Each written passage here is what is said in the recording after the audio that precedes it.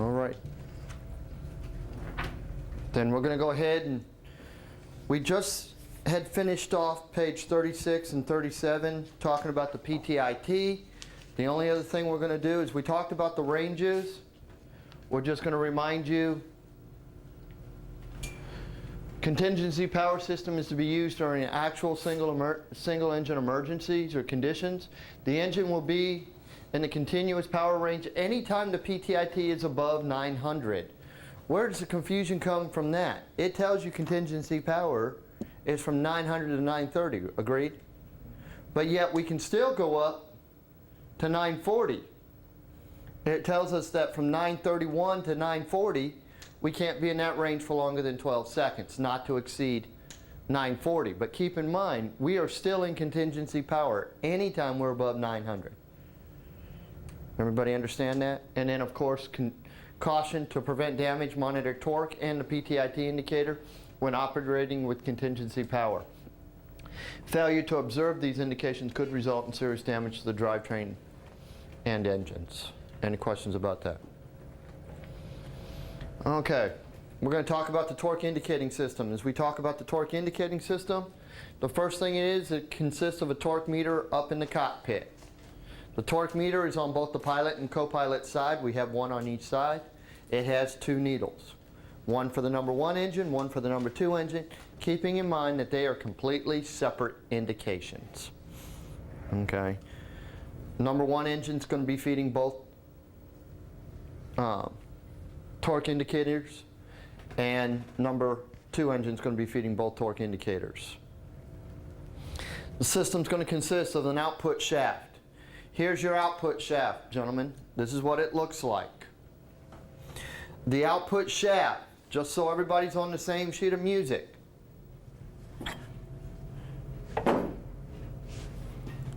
This is inside of here. Okay?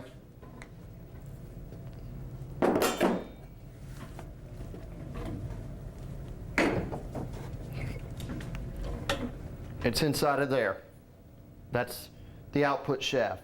Keeping in mind that the output shaft is connected to that integral shaft.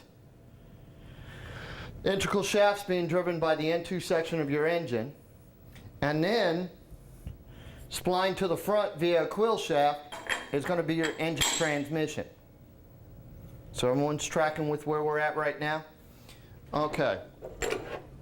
Here's your number 6 and 7 bearing package right there, and we'll pass this around here in just a second. When we talk about your N2 speed sensor, this is where the N2 speed sensor hooks up. What's driving this portion? Your power turbine section of your engine, so therefore this is going to be turning proportional to your N2 section of your engine, so therefore that's how you have your N2 speed sensor. Keep in mind though, that N2 speed sensor is going to come down and it's going to become part of that accessory gearbox. It is a separate gearing, and then your N2 speed sensor is actually mounted to the accessory gearbox. Okay? It's mounted to the accessory gearbox right there. The next thing that it's going to consist of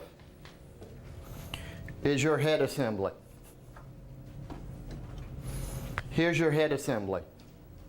This is actually inside, and what happens is this is going to go over this part of your output shaft.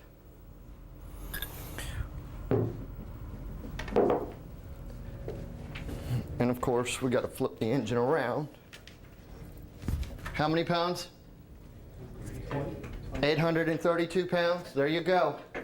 Just so you have an appreciation of what I'm doing on your behalf. Okay, there's your junction box right there. We talked about it the other day when we showed you on talking about it for pre-flight. Now what we're going to do is talk about how it functions. And what you're going to find out is that junction box is connected to right here. About midway down the cabin, if you stand on the ramp hinge, 1, 2, 3 good steps should take you to the first aid kit in the back there. Just in front of that is going to be what's called the ratio detector power supply. That, in this case, it's a gray box. The ratio detector power supply is a power supply. What it's going to do is it's going to send power through the junction box to the head assembly. For the purpose of, you got these pickups in here, what's going to happen is through those pickups, it's going to create a magnetic field around this portion of the shaft. So now we have a magnetic field created. This is connected to your power turbine section of your engine. This is connected to your drivetrain. What's going to happen when this is trying to turn so fast, but up here it's going to be wanting to slow it down? It's going to change this magnetic field. And then you got a series of other pickups that are going to detect that change or distortion and turn it into a torque reading. It's going to go back to the ratio detector power supply, where it's going to be split and go to two places. The gauge up in the cockpit, and where else? The DECU, the digital electronic control unit. For what purpose? Torque matching. Part of the load share system. Any questions about that?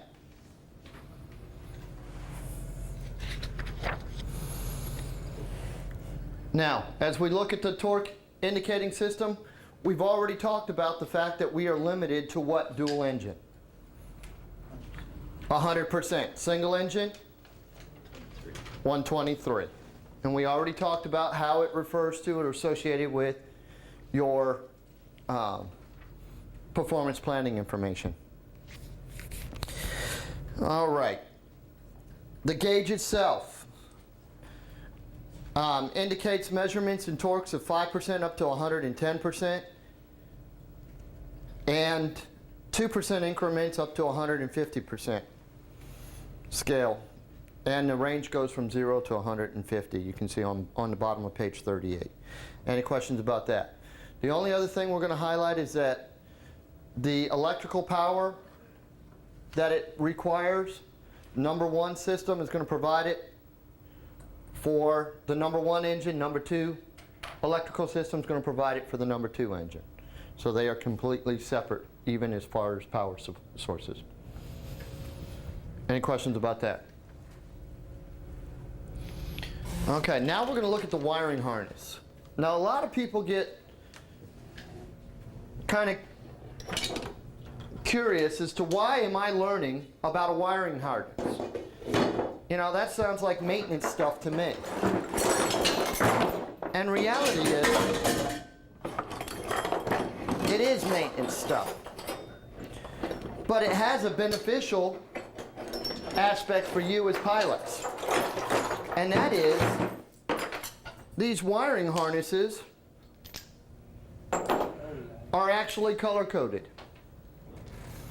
This one's yellow. And what we're talking about are these little tabs right here. And this one's blue, and then there's a green. Now, how does that help you? If you look on page 39 of your student handout, you're going to see the primary is going to consist of circuitry for your HMA, okay, your N2A speed pickup, your start fuel valve, and your torque junction box. That's all through the primary harness, which is identified by the yellow band. Then the revisionary harness provides the circuitry for your T1 sensor. What was the T1 sensor for? Measuring temperature coming into the inlet. For what purpose? What does it use that temperature for? Do you remember from yesterday?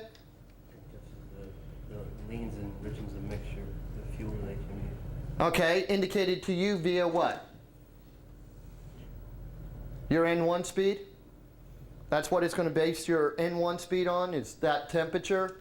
Keeping in mind we showed you that chart with the different breakdowns. Okay. N2B, speed sensor or pickup, HMA, and the backup for the primary harness circuitry. Now, the accessory harness, and I don't have the accessory harness, but it's in green. You're going to see that it provides the circuitry for the oil pressure transmitter, oil temperature, oil level low indication, engine chip detector, ignition exciter, and N1 speed pickup. So that's all through the accessory. Now, how does that help you? Again, by knowing that, if you see these different color bands, you can know what part of the circuitry it's part of, or what part of the system it's part of. Now, are you going to learn that today and remember it today? No, you're not going to remember it today. But as you start to grow and as you start to learn more in depth about the system, it's just another tool to help you identify pieces and parts. That's all it is, just like station numbers. Is anybody ever going to ask you what station's what? Nope. So what's the purpose of them? To help you learn pieces and parts and locations. That's all it is. Same thing. It's just going to help you with the pieces and parts as we go along.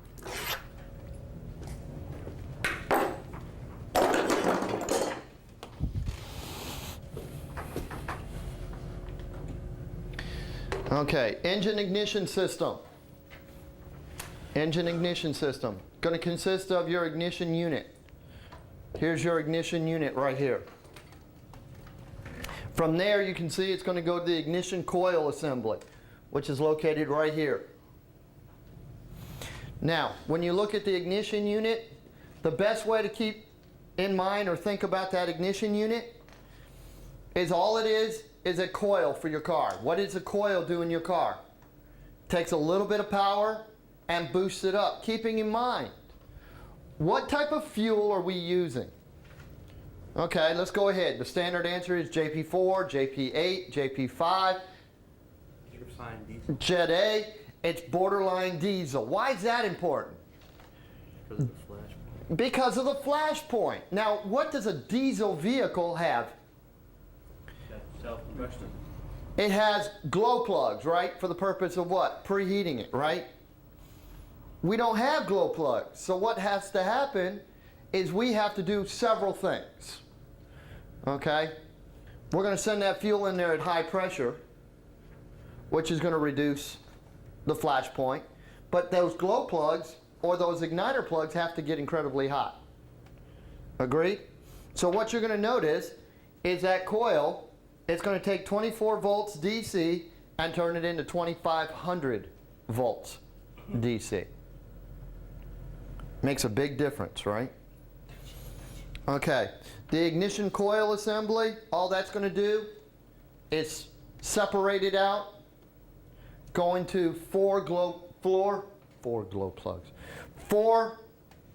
igniters located at the cardinal positions, 3, 6, 9, and 12.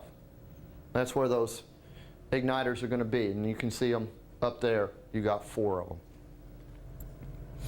Now, the big thing about it is this system is not controlled by you.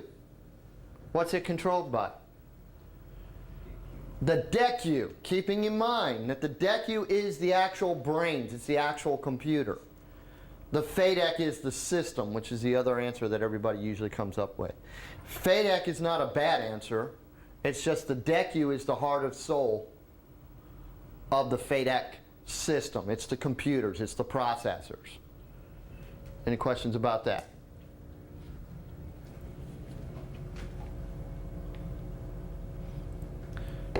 Page 41 of your handout. Now, talking about the hydraulic starter located at 12 o'clock position, we already know that the hydraulic pressure is provided via what system? Utility. We already know that it operates at what? 3350. Okay. Now, what don't we know? Why are we going to talk about it again? There's just one more thing that we need to understand. During the start process, that hydraulic motor is what's going to be turning the N1 section of your engine. Agreed? Pretty easy to understand.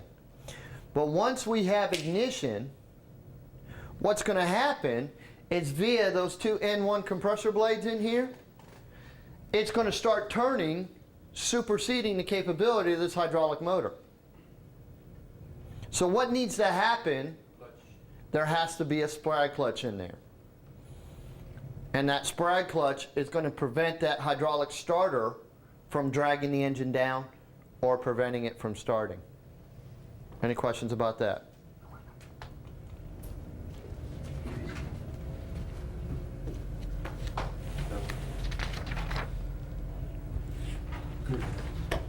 And you can see where the hydraulic starter is. Right in front of it is your oil fill. And we're going to talk about that here in just a second.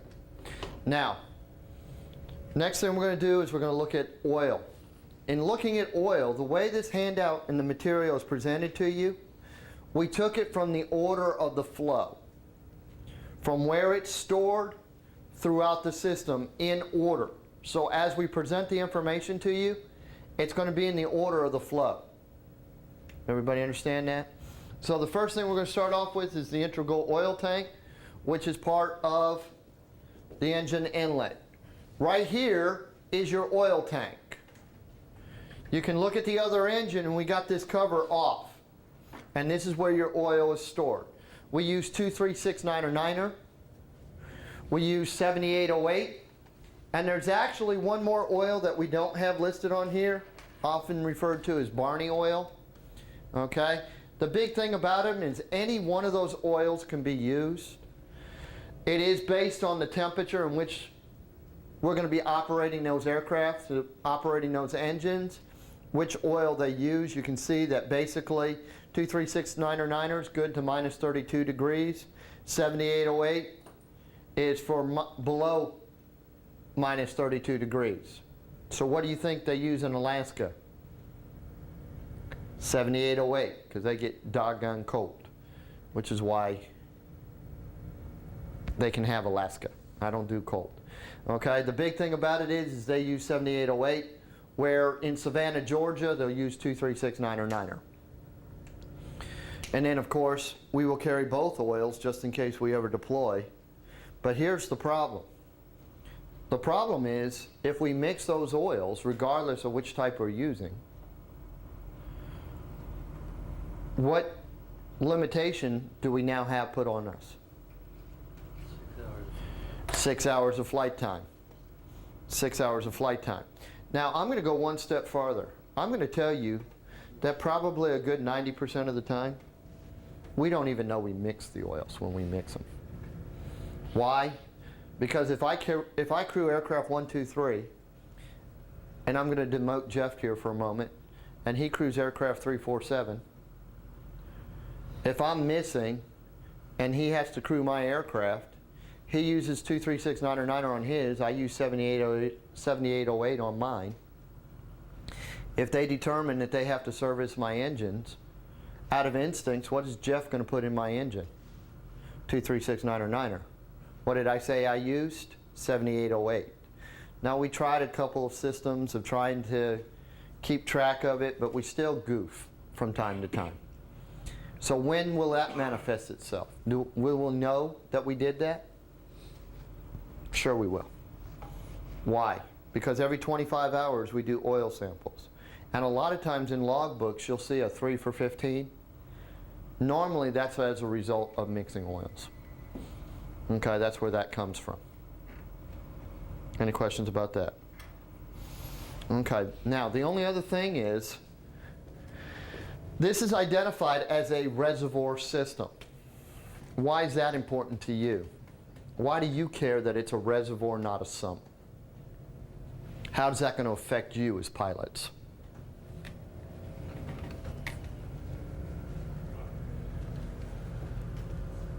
When do I check my oil? Pre-flight. Okay, I check my oil on pre-flight. But because that's a reservoir system, what is the meaning of a reservoir system? The oil itself is stored above the pumps and the lines and even some of the gears. So what do you think the tendency is over time? For it to seep back in through those lines and through the pump. Which means that instead of waiting a period of time, what is the period of time? 30 minutes, that's the magic. We have to check it within 30 minutes of shutdown, which means on pre-flight, in order to make a accurate assessment, we might have to do what? We might have to run up the engine. We might have to run up the aircraft. Now, the Dash 10 is going to tell me I have to run it for a minimum of 5 minutes. What's the purpose of the 5 minutes? Getting everything up to normal operating pressures and temperatures. And then we'll shut it down and we'll check it. That's where understanding a reservoir system versus a sump system, and we're going to see that again when we get into the drivetrain. We have sumps and reservoirs associated with the drivetrain, but the same rule of thumb applies. That 30-minute limit still applies. The cause and effect still applies. Any questions about that?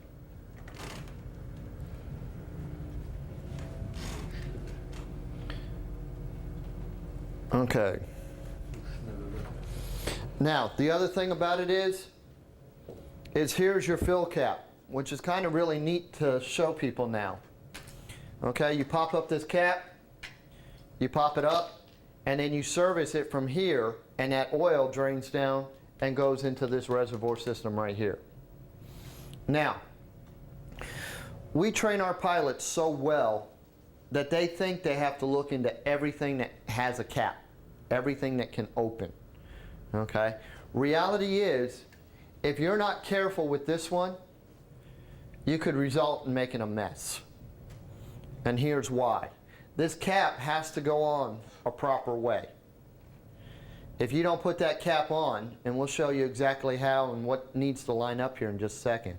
If you don't put this cap on properly, the vibration will shake it loose and pop it open.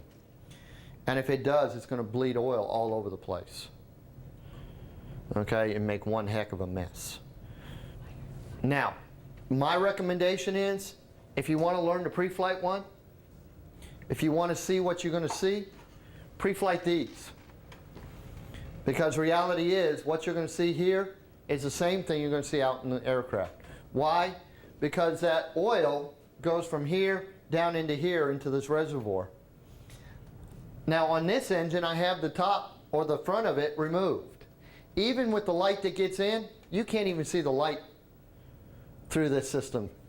So if the cap's installed or the seal's installed, you're definitely not going to get any light in there, therefore you're not going to see anything. So it's really a waste of your time opening this up.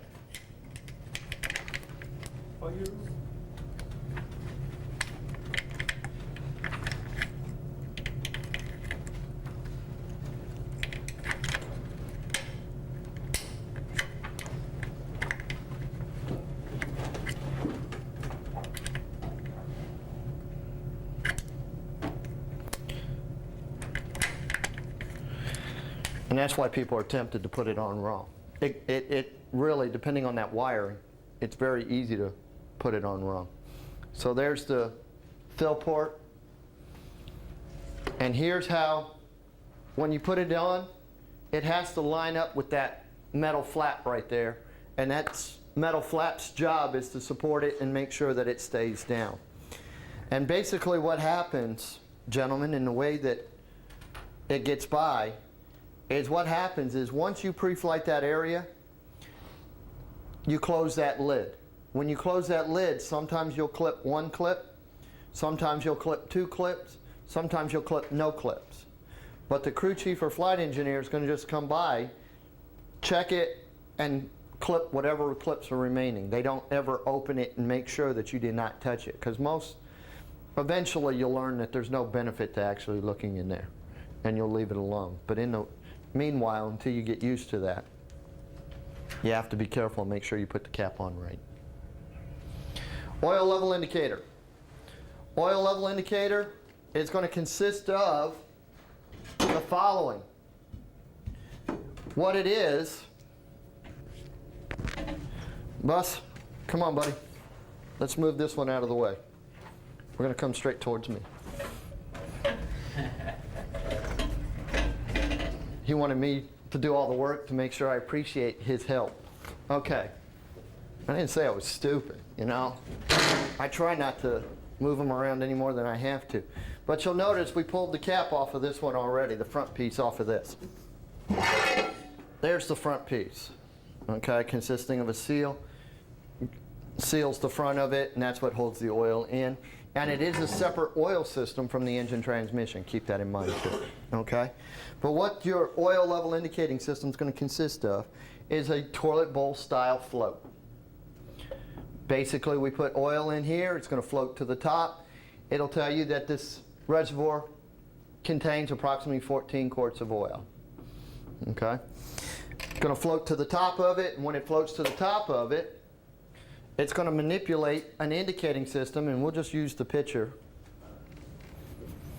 Uses an indicating system located on the left side of the engine that's going to consist of a needle that's going to move in relationship to that float system. Now, you'll notice right here I have an electrical connection. What did I say that had anything to do with electrical? Why would I have an electrical harness? You'll notice it has a green band. Engine oil caution. Engine oil low caution, exactly. Now here's the problem. It's going to tell you that there's approximately 2 quarts of usable oil. Does that mean there's 7 quarts of oil in there? Does that mean there's 5 quarts of oil in there? Does that mean there's 2 quarts of oil in there? We don't know. It just says that it's 2 quarts of usable oils left in there. But the nice thing about engine emergency procedures is an engine emergency procedure is an engine emergency procedure, meaning what? The first thing I have to determine is what? Is engine power required for flight?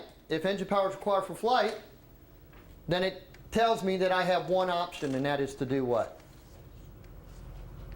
Land as soon as possible. I'm saying that I need the engine. If I shut down the engine, that means I'm not going to be able to sustain flight. It's a known fact, so that for that reason, there's only one underlying step: land as soon as possible. End of discussion. Now, if I don't need that engine for flight, which is a good majority of the time, a lot of times, then it's going to be another emergency procedure that still has only one underlying step, which is what? Emergency engine shutdown, okay? And then it's going to say refer to single engine, okay? Which is going to result in a land as soon as practical situation, okay? Any questions about that?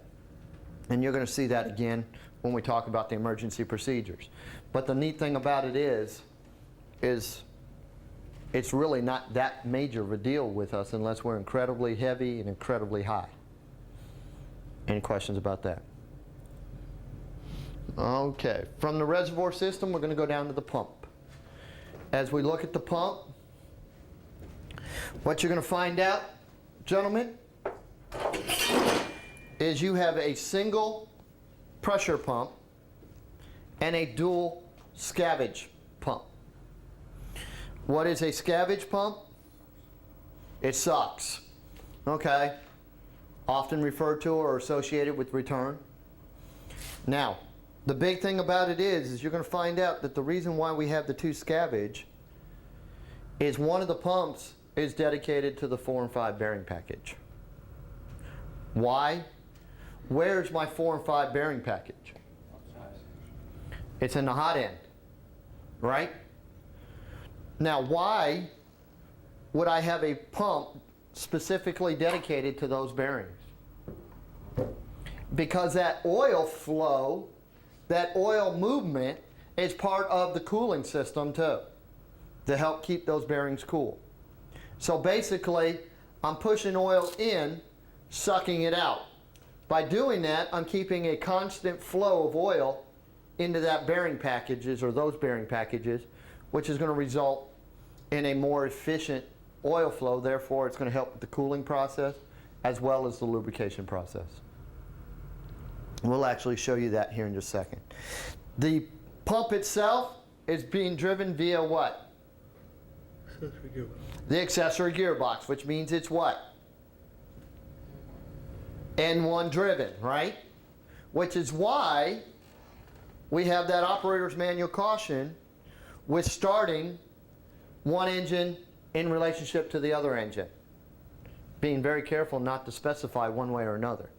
If we get a wild hair up our tush one day and we want to start number 2, can I? Sure I can.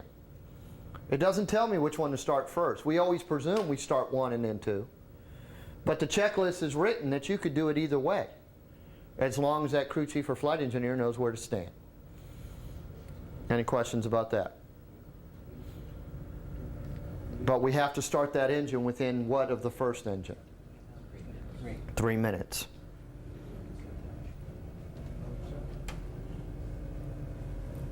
And mounted to the back of that pump is also going to be what? Do you remember? Your N1 speed sensor. For what purpose? What is that N1 speed sensor for? Well, one signal is going to the DECU Does that signal go to the DECU? before it makes it to the. Does that signal go to the DECU? What did we say the other day during pre-flight class? Or during the beginning? It only goes to the gauge up in the cockpit. It does not go to the DECU. Does the DECU, the Digital Electronic Control Unit, need to know what your N1 speed is? Sure does. That is not where it's getting its reading from.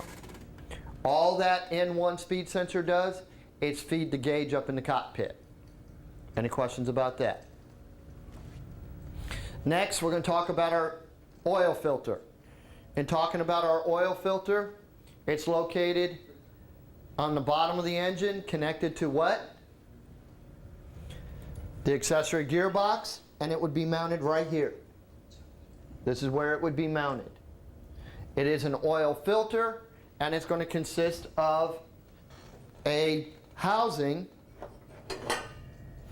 which is going to provide for your differential pressure indicator, your impending bypass button, your LRB, or your pop-out that we just learned, okay? But the bottom line is, it is a differential pressure indicator. Meaning what? Meaning it is actually measuring differential pressure between inside the filter versus outside of the filter. If the filter pressure or the fluid pressure outside of the filter increases, what's going to happen is it's going to fill a chamber in here. As it fills that chamber in here, it's going to result in that pulling that magnet away from it, which holds that LRB or that button in, and it's going to allow that button to pop out. Now, I'm going to pass this around, okay? This is kind of, you got to be careful with it, okay? It's easy to break. So I'm going to show you one more time how you pop that button out. What I am doing is you have this little lip right here, simulating pressure coming in under it, which is going to result in pushing it this way.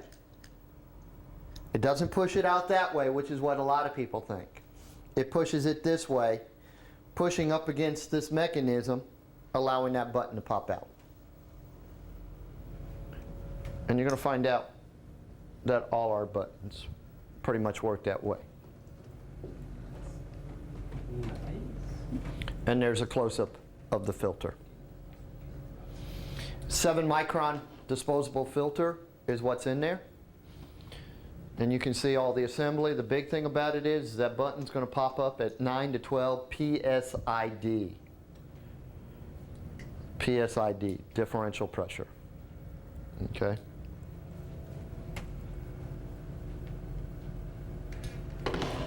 Next is our oil temperature, coming from our bulb right here. Okay. Keeping in mind, what did we call it yesterday? A temperature sensor, but it is a bulb. Why do I need to know that it's a bulb or a probe? What's its association? What's its association? It's a gauge in the cockpit, right? It's a gauge in the cockpit. So therefore, I need to understand that it's a bulb and a probe. But keep in mind, where else does it send its reading to? The DECU. There's that green band. It's part of the accessory system. Any questions about that? As we look at it now, max temperature on the gauge is 149 degrees C. What did it used to be? Does anybody know? Or what is it on the 712? 140. Why did they change it to 190 or 149? Just to show you that it's a better engine. Okay? Reality is, it's just another number for you to remember. We got another explanation. What did it? 712, the gauges, they're not that accurate, and this one is more accurate, so it can have another 9 degrees. Okay. There you go. But what's 9 degrees in the grand scheme of things? It's the same old gauge. You know, and that's where the argument comes into, and that's where people get frustrated. The only thing I can do is help you to retain it, is the fact that they wanted you to understand that this is a better engine. The indicating system is a more accurate indicating system. That's what they wanted you to know, okay? Reality is, in your mind, it's just another number that you have to remember. Questions?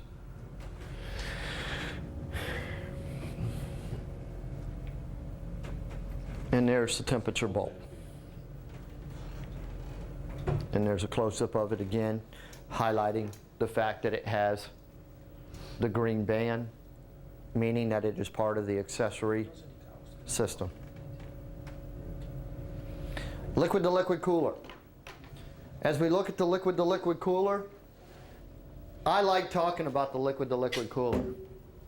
I just think this thing is so smart.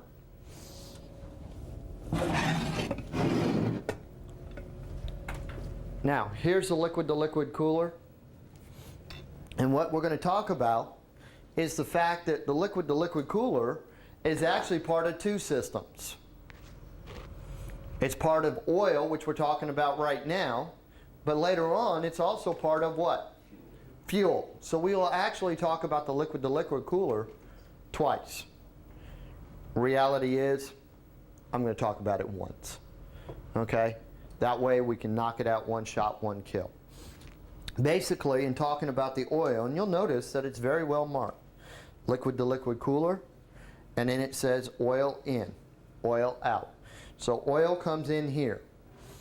Now what happens is oil comes in here, and we'll show you the breakout. What's going to happen is as oil comes into here, it has to determine, or it has to be determined, is it going to go up through here and continue through here, or is it just going to go right back out?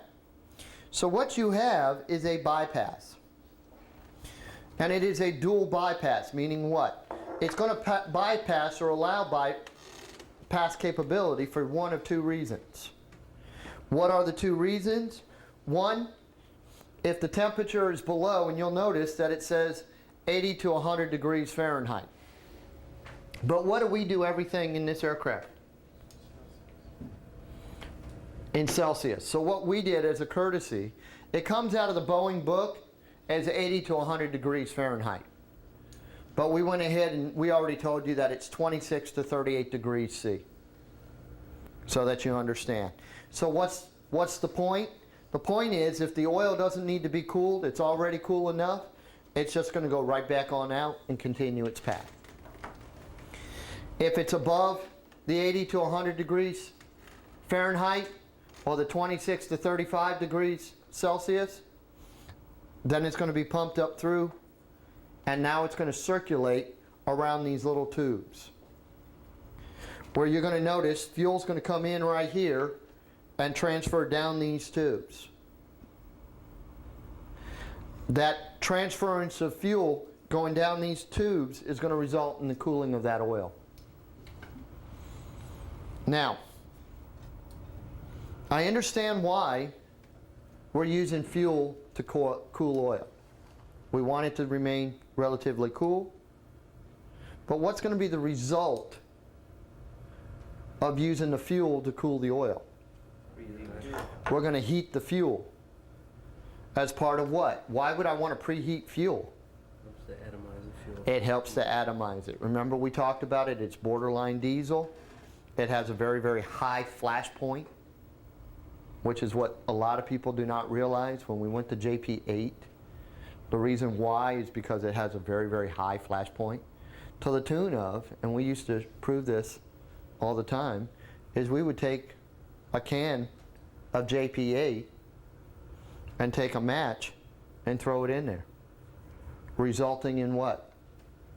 The match going out. Why? Because it has a very, very low, very, very high flash point. Where JP4 had a lower flash point and was a little bit more dangerous. So that's why we switched fuels. Any questions about that? Now, what is the other reason why it will bypass? If it should become clogged, what will happen is pressure will build up here. And 35 psi will push on this valve, opening it, allowing that oil to continue on its path. Why? It's better to have hot oil than no oil. Keeping in mind the liquid-to-liquid cooler is located on the right side of the engine, and here it is. Have you ever had any of those little tubes failed on? To the best of my knowledge, no sir, we have not. Pretty amazing when you think about it. It is. That whole system amazes me. You know, using two known facts. What are the two facts? Oil runs hot, fuel runs cool, and those liquids can benefit each other. Why? What's the purpose of using the two liquids against each other? We can just make things smaller. It means we can cut down on the amount of components that we had to add. Otherwise, we would have to have heated up the fuel somehow, and we would have had to cool the oil somehow. But by using two known facts against each other, they were able to combine that effort and come out with a piece and part that made sense, but yet it was just one piece, one part, and one amount of weight, not an additional amount of weight. Now, behind it, we have our oil flow programming valve. And you'll notice the line comes right out and goes right into it. The oil flow programming valve is actually going to do two things. One, it's going to split the flow. Essentially what it's doing is it's sending the cool end fluid to the cool end, and it's sending the hot end fluid to the hot end, is essentially what it's doing. Why did we want to split it there? Basically, we want to expedite the oil getting to where it needs to be, especially in association with the hot end bearings. Make sense? Good. Now, the other thing that it does, and you'll notice it has one more line coming back up to the fill port. For the purpose of what? During lower power settings, those bearings don't require as much oil. Now, why is that a benefit? Because what it does, it helps with a phenomenon or a function called coking. Okay, and in your student handout on page 47, we gave you a note as to what causes coking and what coking is. But basically, coking is bad for bearings. By reducing the amount of oil flow that was going to the bearing packages at lower power settings, we reduce the amount of oil that's remaining in that bearing, and therefore it reduces the coking opportunity. It's not going to completely stop it, but it reduces it drastically. Which means what? Which means those bearings are going to run more efficiently longer. Any questions about that? And so what it looks like is this. It's actually going to relate to N1. Why is it going to relate to N1? Because we've always related N1 speed to oil pressure for several reasons. One, in a little bit when we talk about the oil pressure indicating system, you're going to find out that back in the day we actually had a problem. Why? Because where the pressure transmitter was a high vibration area. And a system that is very calibrated and very sensitive does not tolerate vibration very well. So historically speaking, they used to fail quite a bit. But now what you'll notice is when we show it to you, they actually put a rubber mount around it to help reduce the amount of vibration getting to the gauge. But the association still remains. So basically, it's using N1 speed to determine when it's going to reduce that oil flow. So what you have is your oil pressure running up the left-hand side. You have your N1 speed, and basically you can see at the lower power settings, it's going to reduce that oil pressure drastically. As the N1 speed increases, then the oil pressure is just going to increase. Now you will see one more association when we get into the gauge, and we'll actually break it down for you. We'll actually show you where the association is. But this is the chart directly out of the dash 10. So here's where the oil flow programming valve is. We said that it's going to be part of the oil coming out of the oil portion of the liquid to liquid cooler, and then it's going to go through that oil flow programming valve where it's going to split it and go to the front end bearings and the accessory gearbox, as well as the hot end bearing, the packages number 2 and 4 and 5, which are your hot end bearings, the hot end portion of your engine. At the lower power settings, then that oil, that residual oil pressure will bleed off and go right back into the reservoir. Any questions about that? Oil pressure transducer. Oil pressure transducer. What are we getting ready to talk about? What type of system? Oil pressure transducer. What association for you? Gauge. A gauge. Where's that gauge going to be located? Why? Because it's oil. And see, that's where you use what you have to benefit you. Oil, transducer, transmitter, same thing. Gauge, oil gauge, cockpit. If it had been hydraulic, where would it have been? On the maintenance panel. Any questions about that? Now, as we look at it, the transmitters, transducers are located in the same spot for both the number 1 and number 2 engine, and that is directly below the engine. You can see where all the quick disconnects are. Directly aft on that one shelf is where that pressure transducer transmitter is going to be. You're going to find out the transducer transmitter itself is only about that big, and by about that wide. But what you're going to find out is it's in a housing about that big. Why? Because what they did is they just added a rubber mounting system to reduce the amount of vibration going to that gauge. Prior to that, it was a high vibration area, so there was a lot of failures of the indicating system, which is why the association between N1 speed and oil pressure ever came to a head. Was that I mean, I don't know how far back or how long you worked on these. Was it looks like to me was that an afterthought? Yes. Matter of fact, we didn't get that mounting system until the D models came out. So you never had oil pressure? We had oil pressure, but the gauge, the transducer transmitter itself was mounted directly to the fuselage, directly to that sheet metal directly underneath that engine. And that's a high vibration area, and that's why we used to have a lot of failures. It was an afterthought. Any other questions? Now, I'm going to point this out. You'll notice that we have the fact that it has a snubber in front of it highlighted. Why? What is the purpose of a snubber? Why do we need a snubber? Reduce surges. Reduce surges caused by what? Vibrations. Okay, what else?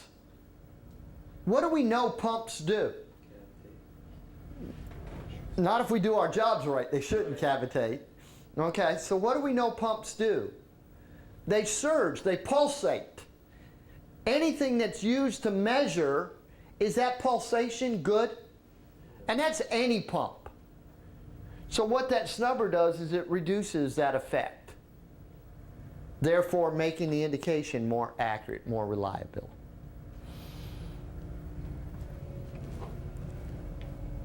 You got your oil pressure gauge up in the cockpit, and again, I told you we would give you another explanation as to the oil pressure versus N1 relationship. At 5 psi, minimum pressure for ground idle. 50% N1. So reality is, what did we say about that 50% N1? It has to be pretty darn cold to see that 50% N1, right? So we average around here of what? 55. About 55, give or take. Average plus 15 degrees C, we average about 55 psi on the indicating system, give or take a little bit. Or on the N1 indicating system, give or take a little bit. So reality is, if we know we're above that, we can already anticipate a pressure higher than that on that indicating system. This is just the minimum that we're looking for. And you'll notice that that's where your first red line is at that 5 psi. 35 psi minimum pressure at 80% N1 to 95% N1. So again, the closer I get to this 95, the higher that number is going to be. Now, we're not going to sit here and read all of them. You can see it. But what I do want to point out is that 110 psi maximum pressure for contingency power. Why? What's driving the pump? The accessory gearbox. So they're going to have a direct relatability, direct proportionality. So therefore, if my N1 speed is going to be higher, so therefore my pump is going to be providing more pressure, and it's going to be indicated on my system. And it's okay. 150 psi maximum pressure for cold weather. Now where does that one come in? This is because of the viscosity of the oil. Because of the viscosity of the oil. On cold temperatures, the viscosity of the oil is very thick, so therefore that pressure reading is going to be higher. But what do we have to keep in mind? A lot of times, you're going to see those high pressures while you're still at ground. If you were to accelerate those engines to flight with an already high oil pressure reading, you're going to blow line seals and gaskets. Not good. So what are we going to have to do? We're going to have to sit there for a while and let the oil pressure, the viscosity of the oil, go away because it's heating up again. And therefore that pressure will come down, and then we can accelerate them to flight. Questions? Any questions about anything we covered so far? On page 49, last but not least, we're going to talk about the electrical power. It's from the 26 volts AC instrument bus. And I'm just going to highlight that because everybody thinks that that's a misprint. Why do they think that's a misprint? We normally deal with 115/200 volts AC or 24 to 28 volts DC, right? And this says 26 volts AC. That is correct, gentlemen. That is not wrong. And what you're going to find out when we talk about electrical, there isn't actually an instrument bus that does provide for 26 volts AC. Okay, and you'll see what's on it when we get to it. I just like to point it out so that you're not freaked out when you do see it. Otherwise, I've actually had people come back with it already penciled. 28 VDC. Yeah, okay. Don't change it. 26 volts AC is correct. Dual element chip detector. Now this is a chip detector. This is a special chip detector. One provides for the number 2 bearing package and one provides for the form 5 bearing package. Which is what type of bearing package? Hot end. Remember we said that we have some special requirements because of the hot end bearings? This is one of them. This is called your dual element chip detector. Located on the right hand side, and it's right here. And what you have inside of there, quite simply, is nothing more than a screen. Okay? All you have is a screen.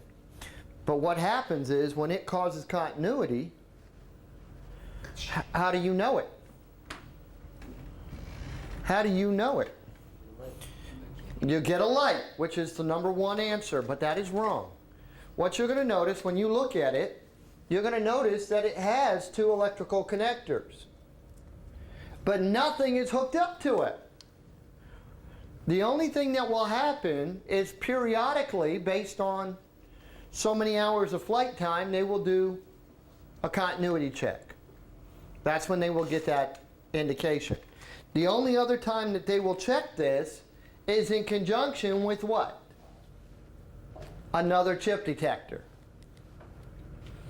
So therefore, then we will check it if we get the other chip detector. But other than that, and it's part of the special inspection for that. So it's just extra.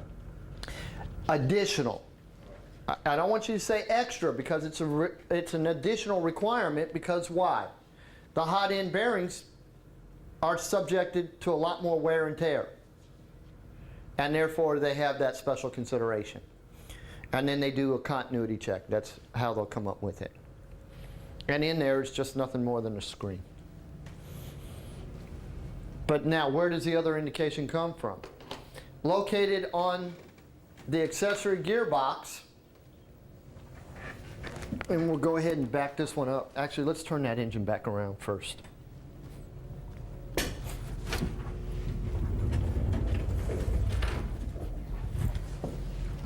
Okay.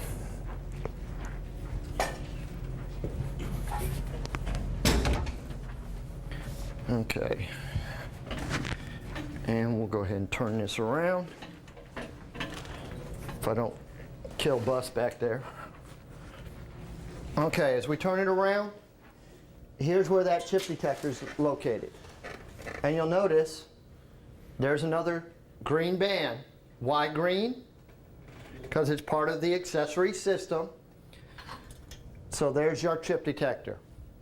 Now, connected to this chip detector is a fuzz burn-off system. For the purpose of what? There's always going to be fair wear and tear associated with bearings, agreed? And what used to happen over a period of time is that fuzz would accumulate and eventually would end up teasing us. Why? Because we would get the flickering master caution light. By the time that you look from the master caution down to the maintenance or the master caution panel, it was gone. And it was really annoying. So therefore, they came out with this fuzz burn-off system. So basically, if the size of the chip is 0.02 of an inch or less, what's going to happen is the fuzz burn-off system, and the way that that fuzz burn-off system is indicated is directly below the maintenance panel is a box called your fuzz burn-off module. What's going to happen is it's going to send voltage, creating heat, and it's literally going to melt that metal off. Fair enough? If it's 0.02 of an inch or greater, it's going to still attempt to do that. It doesn't know size. But what's going to happen is because of the size of the chip, it's going to be sending that power and it's not going to be able to burn it off. And now what's going to happen as a result is it will give us our chip light up in the cockpit. If the fuzz burn-off system burns it off and we don't have any problems, you will never get any indications up in the cockpit. You will never know. Any questions about that? Now in the case of the 714s, the fuzz burn-off system is connected to both engines, as well as the engine transmissions. In that fact, as well as all the transmissions have fuzz burn-off. On 712, some were modded, some were not, so we couldn't make any guarantees. But with all the 714s, they're all connected to the fuzz burn-off system. Any questions about that?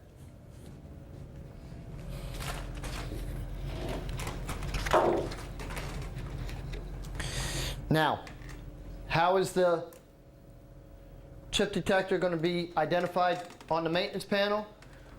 When you get the light in the cockpit, that light tells you that that chip or the chip detectors that are being involved are indicating one of two places.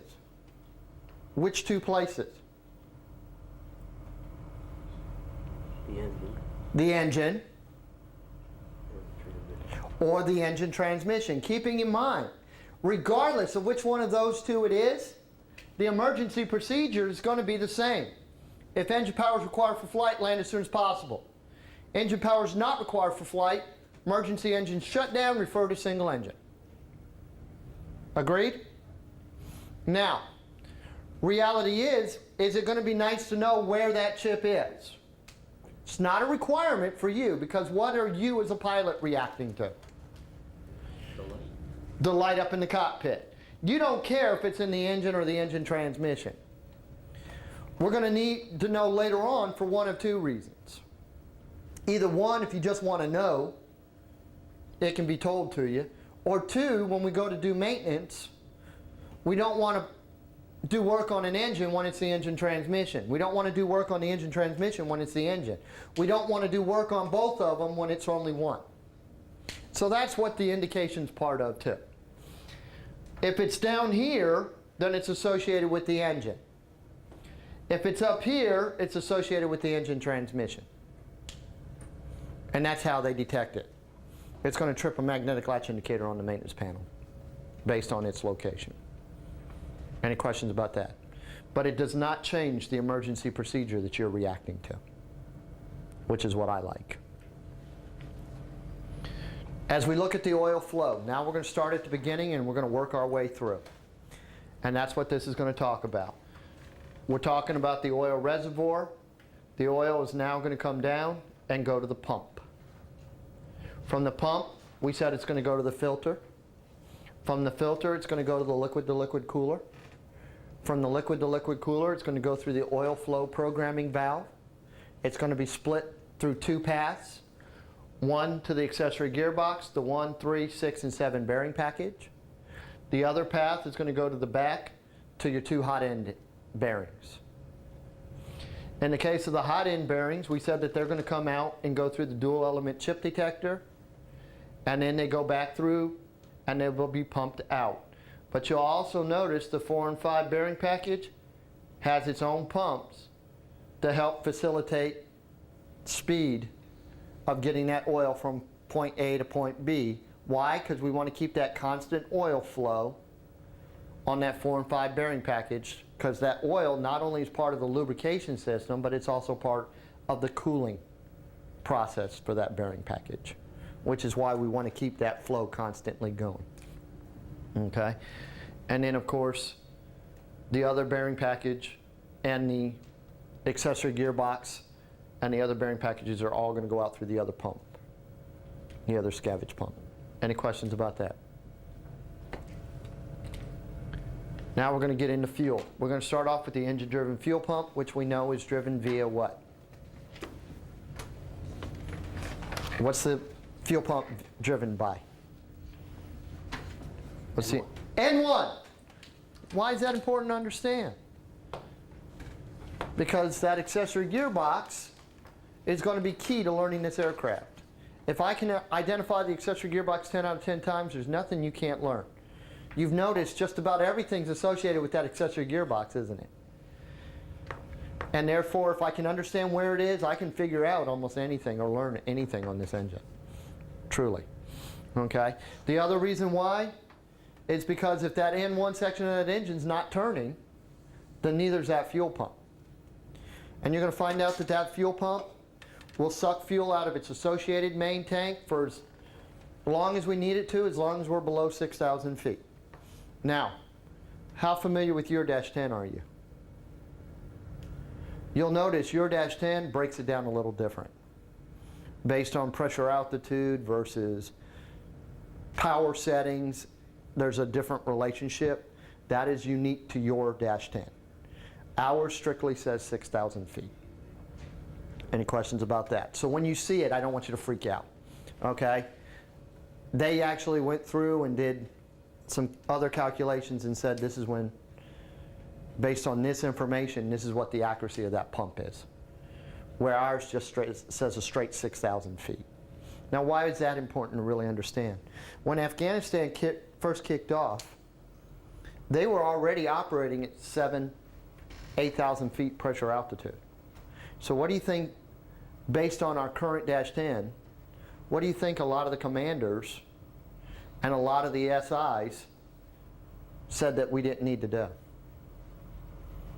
We didn't need to do that fuel pump check. Why? Because we already knew we were above 6,000 feet. And then DES said, oh, wait, whoa, time out. You still have to perform that function. But based on what? What are they basing that on? If they base it off the Dash 10, those commanders and SIs are 100% correct. The Dash 10 says that pump is only good up to 6,000 feet. Well, I'm already at 7,000 feet. In all actuality, based on that, if I turn off those pumps, the tank pumps, and I'm relying just on that engine-driven pump, those engines should fail. Right? But they don't. Why? Because they're actually tested and they actually can operate above that, which is where the accuracy of your book is more accurate. Okay? There's your engine-driven fuel pump, driven off the accessory gearbox. From there, it's going to go up to this main fuel filter, also referred to as a barrier filter. This is the first filter in the system. Just like we did before, we're going to go ahead and we're going to put it in order of the fuel flow. So we went from the pump, which is sucking the fuel out of its associated main tank, number 1 engine from the left main, number 2 engine from the right main. From the pump, it's now going to go up here to this main filter, also referred to as a barrier filter. What's the big deal about it? The big deal about it is it has another one of those differential pressure indicators. Impending bypass button, LRBs, and for the benefit, pop-outs. Okay? The filter itself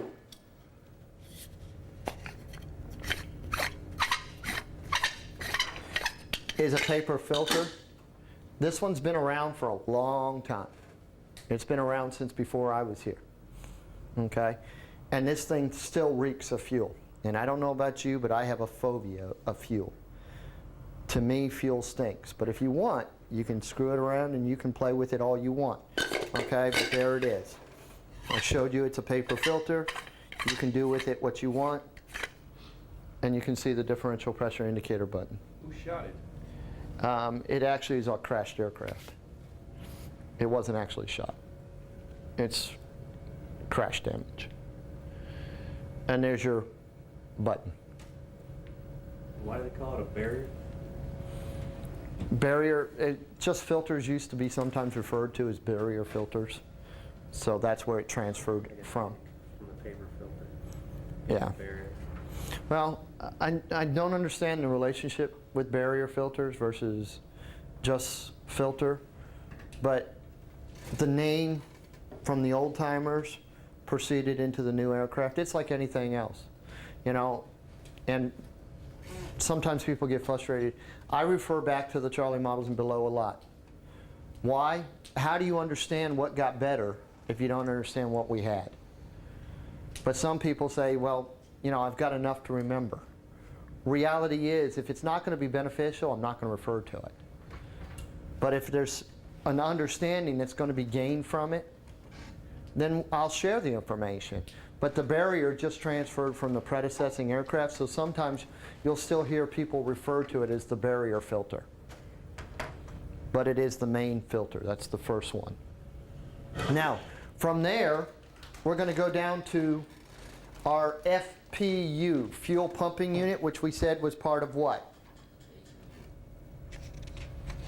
What did we say the fuel pumping unit was part of? Not the HMU. The HMA. Keep in mind, the hydromechanical metering assembly consists of the FPU and the HMU, hydromechanical metering unit and fuel pumping unit. The fuel pumping unit.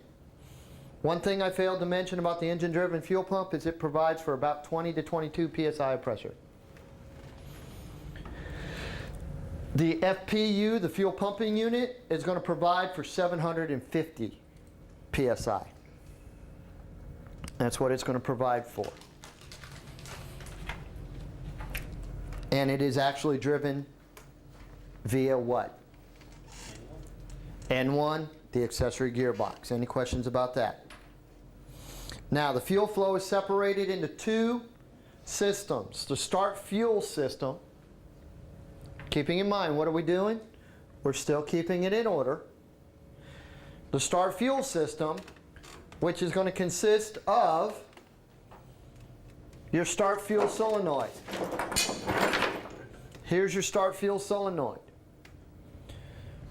Now, the start fuel solenoid is going to take the fuel, this solenoid valve being an electrically operated valve, But now we need to talk about what opens this valve.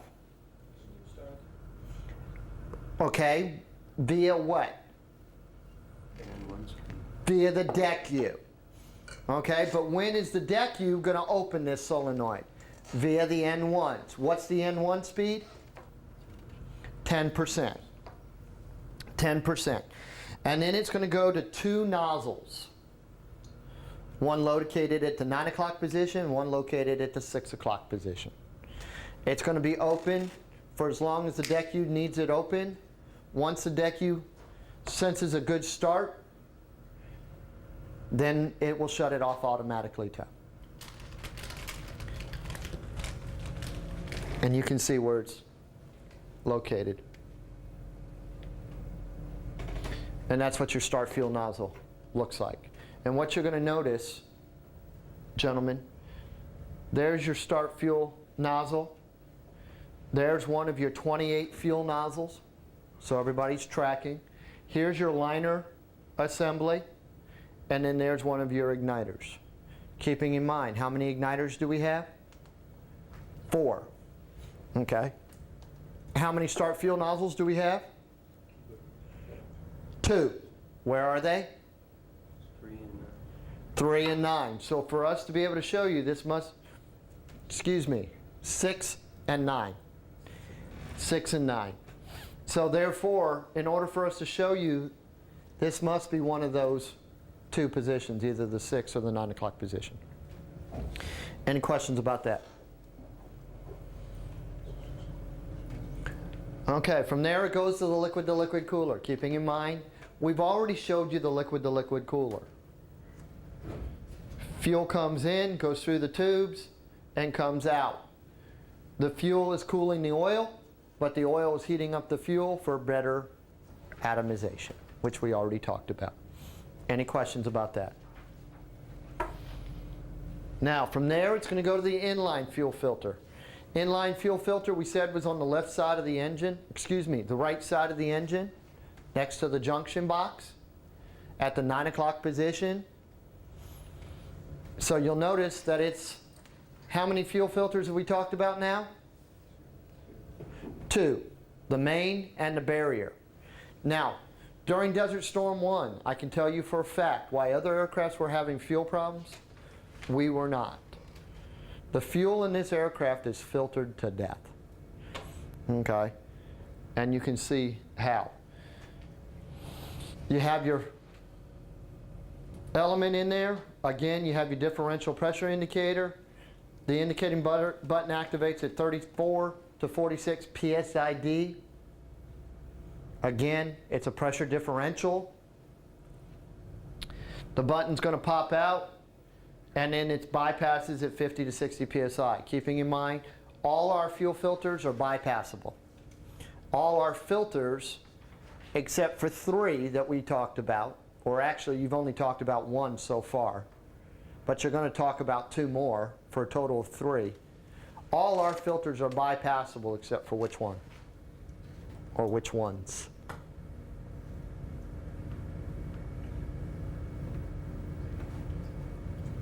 Pressure filters on the hydraulics. Why? Because at 3,000 psi plus, if a filter becomes that clogged, we are in a world of hurt already. Okay? So therefore, it doesn't need to bypass, because at 3,000 psi, it will force its way through the filter, no problem. But the return side is a lower pressure. These are lower pressure, so they do have to be bypassable. Any questions about that?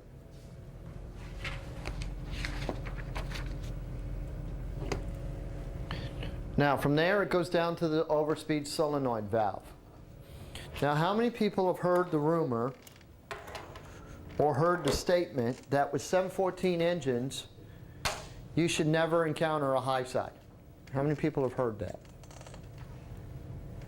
Good. I don't want you to think about that. Because in theory, you are not supposed to be able to encounter a high side. But we've had 2 of them here at Mother Rucker. So you definitely want to pay attention. You definitely want to stay on top of it. The reason why we are not supposed to have a overspeed is because what happens is you have this overspeed solenoid valve, which what happens is it will restrict fuel flow based on your N2 speed. You'll notice that at 114.8% N2 speed, through this overspeed solenoid valve, it will reduce your fuel down to 310 pounds per hour, essentially cutting it down to just above ground idle. That's its job. Any questions about that? Now, what's supposed to happen is by reducing the fuel flow going into the engine, we're going to reduce that N2 speed. Agreed? What are we doing to increase that output of that engine? We're either pumping more fuel in, or to decrease it, we're taking fuel away. Well, what's the overspeed solenoid valve doing? It's restricting that fuel flow to 310 pounds per hour. What's going to happen as a result of reducing the fuel flow down to 310 pounds per hour? It's going to reduce my N2 speed. So now what's going to happen? My 114.8 is also going to be reduced. So now what's going to happen? This valve's going to open back up. And it cycles in seconds, faster than you're supposed to be able to react. Which is why, in theory, what's happening is it's actually maintaining it as a fairly constant. But that's the process that's occurring. Senses the 114.8 N2 speed, and we'll show you how, reduces the fuel flow via the overspeed solenoid valve to 310 pounds per hour. N2 speed comes down, therefore that overspeed solenoid valve opens back up, so it helps that fuel remain as a constant anyway. Everybody understand that?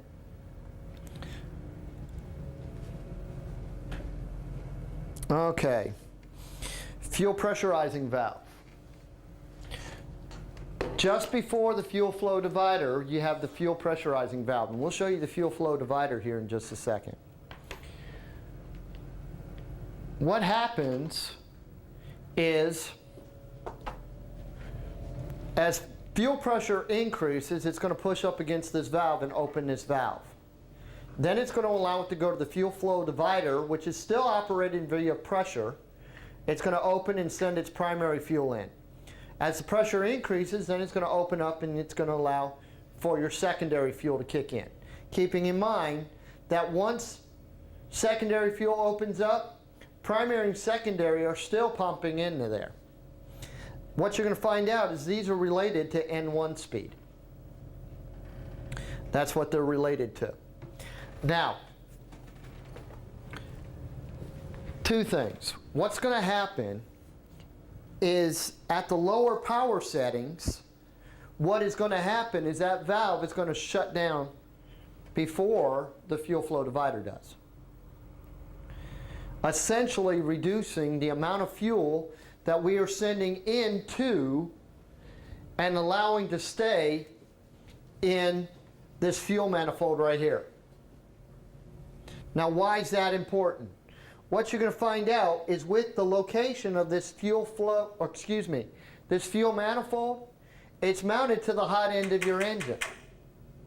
If I were to leave fuel inside of here,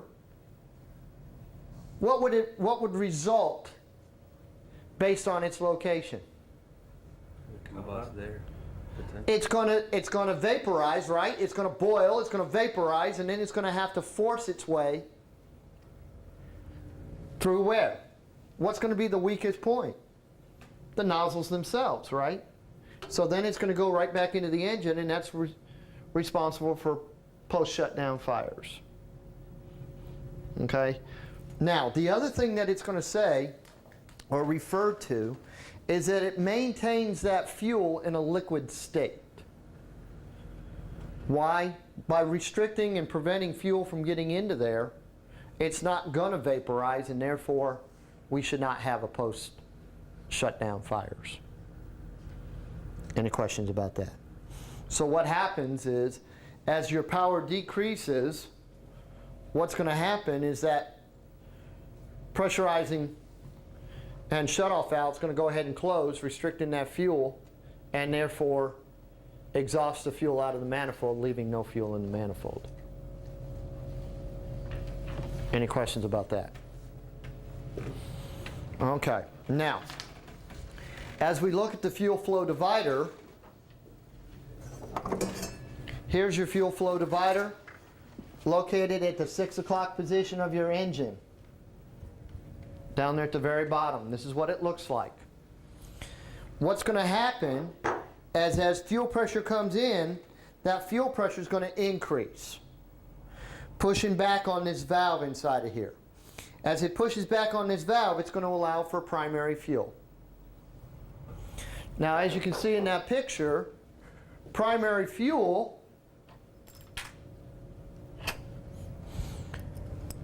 is going to go in through the center of this nozzle, spraying into the engine. Primary fuel is going to be between 8 and 12% N1. That's when primary fuel is going to kick in. As the pressure increases, based on what? Based on N1 speed, because that's all we have to go by, between 30 and 32%, what's going to happen is as the pressure continues to increase, it's going to continue pushing back, and now secondary fuel is going to kick in. And then secondary fuel is going to come in and now spray through the other portion of the nozzle. Now I'm going to pass this around. That inner piece falls out. Please be careful with it, okay? I don't want you to lose that inner piece so that you can see. Now, we have 28 nozzles encompassing the engine. We have 2 manifolds. If you were to look at this engine, what you would notice is you have a left-hand manifold and you have a right-hand manifold. The left-hand manifold has 14 nozzles. The right-hand manifold has 14 nozzles for a grand total of 28 nozzles. As you look at it, when you look at the fuel flow divider down here, you can see that it's going to divide it and send the fuel to both manifolds. Any questions about that?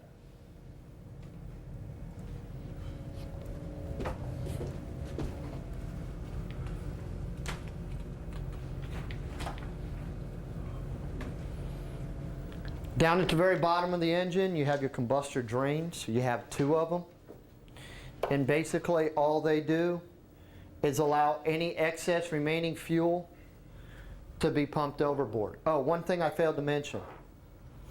As that fuel pressure goes away, this line right here is connected back to your fuel pump.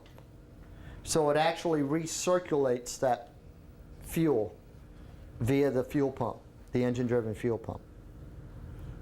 Which is why on the fuel pump you have 4 lines. In, out, case drain, and a line coming in from your fuel flow divider. Case drain, you have 2 of them down at the very bottom of the engine at the 6 o'clock position. You got one right here, you got one at the front, and all that does is allow that excess fuel after post shutdown to drain overboard, so it prevents a hot start on the next starts. And there's a close-up of it. Fuel flow indicating system. Wonderful indicating system. Very beneficial because basically it's telling you in pounds per hour how much fuel each one of those engines is using, which means we can use it for what process? Fuel consumption, right? Cruise check. We can use it and we can actually get an indication of how many pounds per hour each one of those engines is using. The system itself is going to consist, of course, the gauge up in the cockpit. The gauge up in the cockpit has 2 needles. One for the number 1 engine, one for the number 2 engine. It's going to consist of 2 transmitters located on the engine deck right inside the aircraft in the aft fuselage. If you were to stand on the hinge where the ramp mounts to the fuselage. If you were to take half a step back, look to the left and to the right, you're going to be looking at those engine decks down at the very bottom. You're going to have your two fuel flow transmitters, and we'll talk about how they work in just a second. If you stand on that same, if you start underneath the aft transmission, 1, 2 big steps, you're going to be at a bulkhead directly forward of the aft transmission. If you take half a step forward and look to the left-hand side, right in front of the bulkhead itself, you're going to see a power supply. It is a single power supply for both transmitters. And what you're going to find out that power supply does is it takes a 3-phase AC electrical system and converts it to a single-phase electrical system. That's what it's going to do.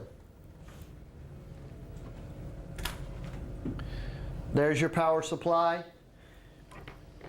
This is that bulkhead that I was just talking about. It's right in front of it, and here is your electronic sequencing unit for your auxiliary power unit. So it's directly aft of it. So if you continue forward, here's the engine deck, and there's one of your transmitters on the left-hand side of the engine. Now, what the transmitter is going to consist of,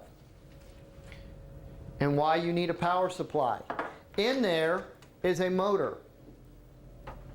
All that motor's doing is starting to spin that fuel, which is going to wind that what's referred to as an angular spacer and a turbine wheel, which is going to turn so fast in proportion to, and create an electrical signal proportional to how much fuel in pounds per hour that's being pumped into that engine. Any questions about that?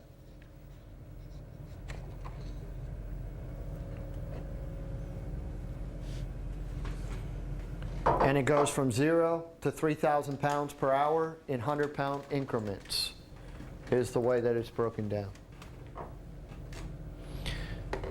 Now we're going to look at the fuel system schematic.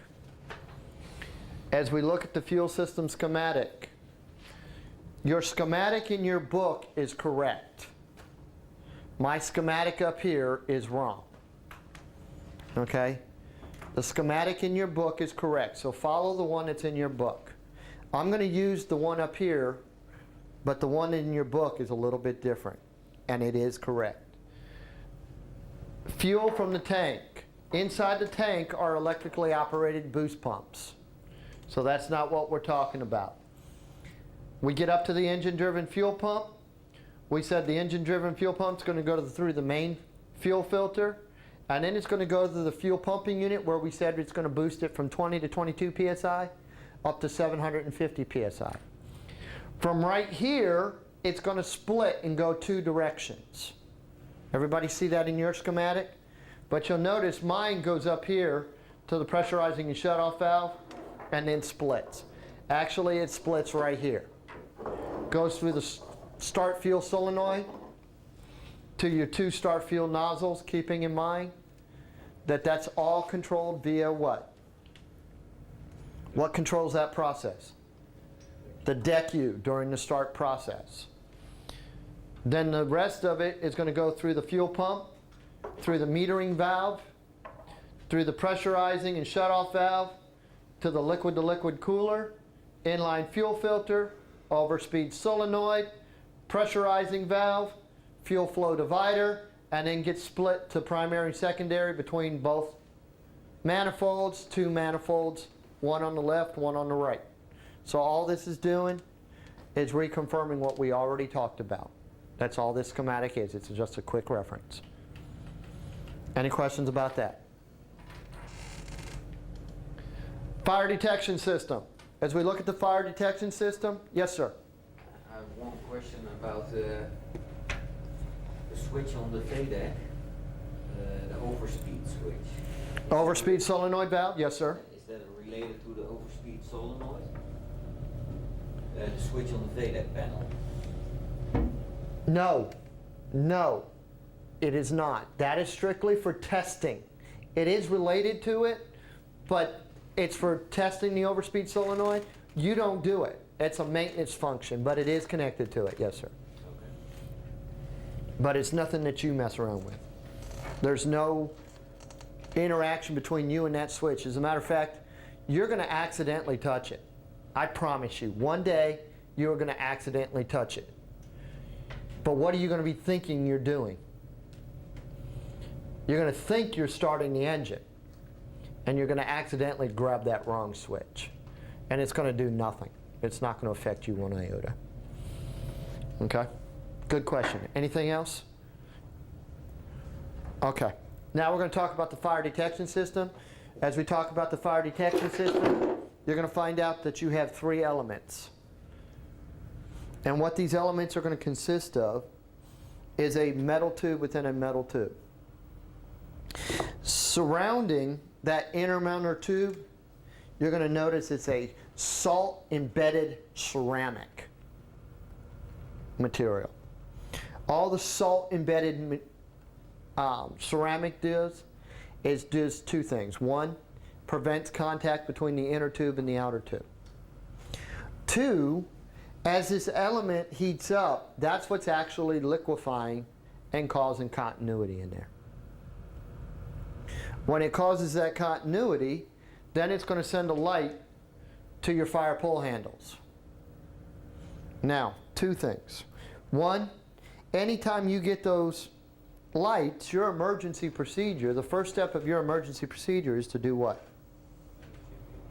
What? Land as soon as possible. Okay? The second step is to do what? Confirm fire. And here's why, gentlemen. We said how many elements make up a system? 3. So they have to have connectors to connect to each other. At connectors, what's there a possibility of? Moisture getting in? What's the moisture going to do to the system? It's going to cause continuity, and it's going to give you a false indication. What else? You're going to find out that this is a very soft, flimsy material. Shaving. Okay, what? Shaving. Chafing. What will happen is it will vibrate and contact inside the engine or the cowlings, and when it does, it will actually wear a hole in it, which will cause continuity and a false indication, which is why you're confirming the fire before you actually do any firefighting or make any determination about any firefighting necessity. Any questions about that? Okay.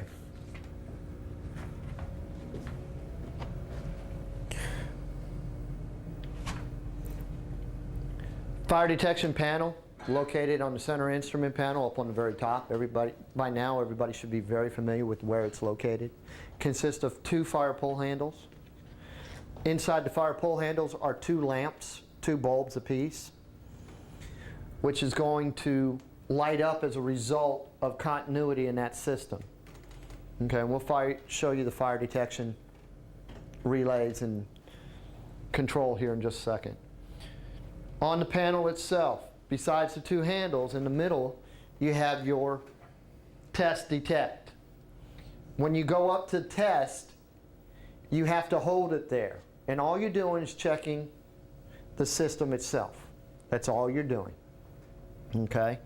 In doing that, as a result of testing the system, you're going to get the fire pull handle lights to illuminate. And you're looking for 4 bulbs. All 4 bulbs need to be working.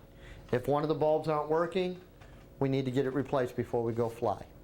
But what you're going to find out is this switch, it's sprung loaded from the test back down to the fire detect.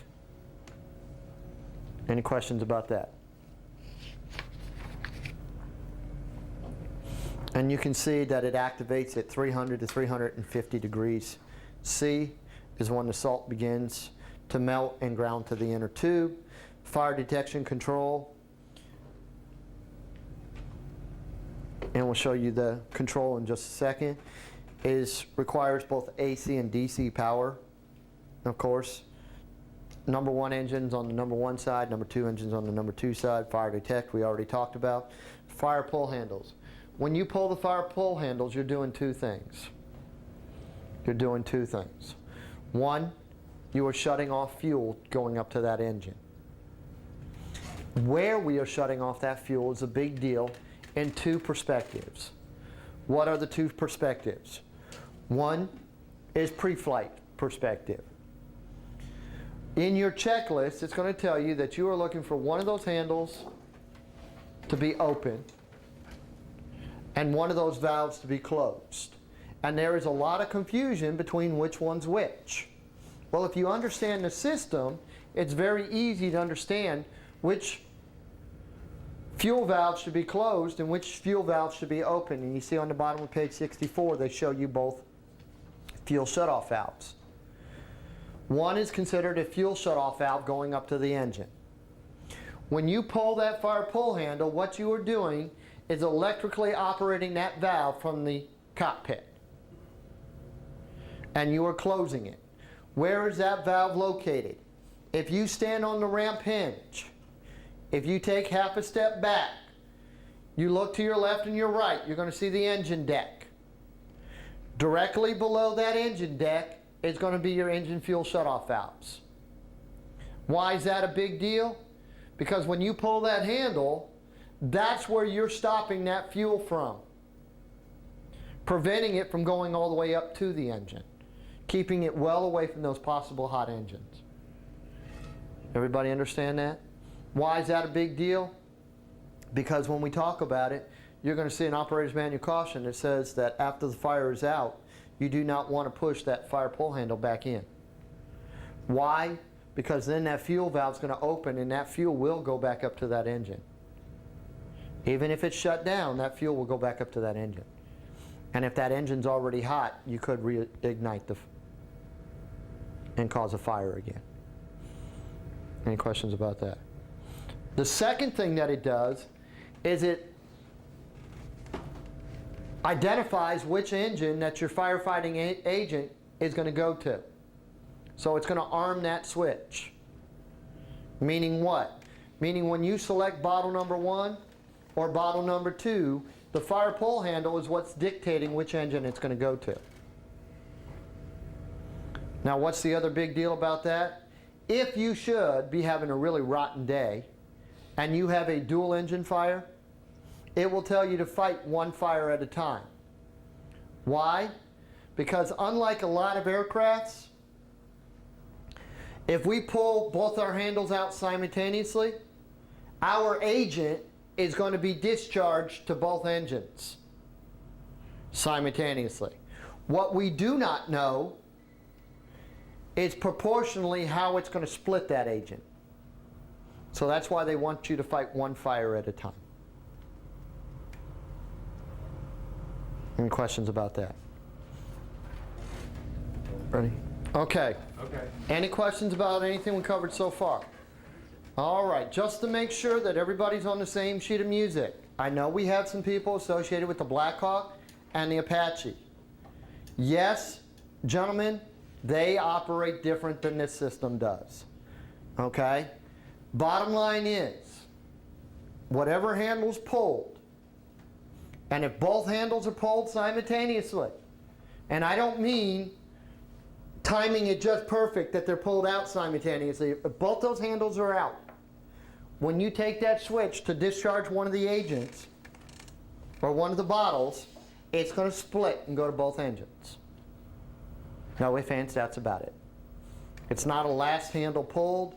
There's not a first handle pulled. None of that is applicable in this situation. Everybody understand? Okay. Just want to make sure.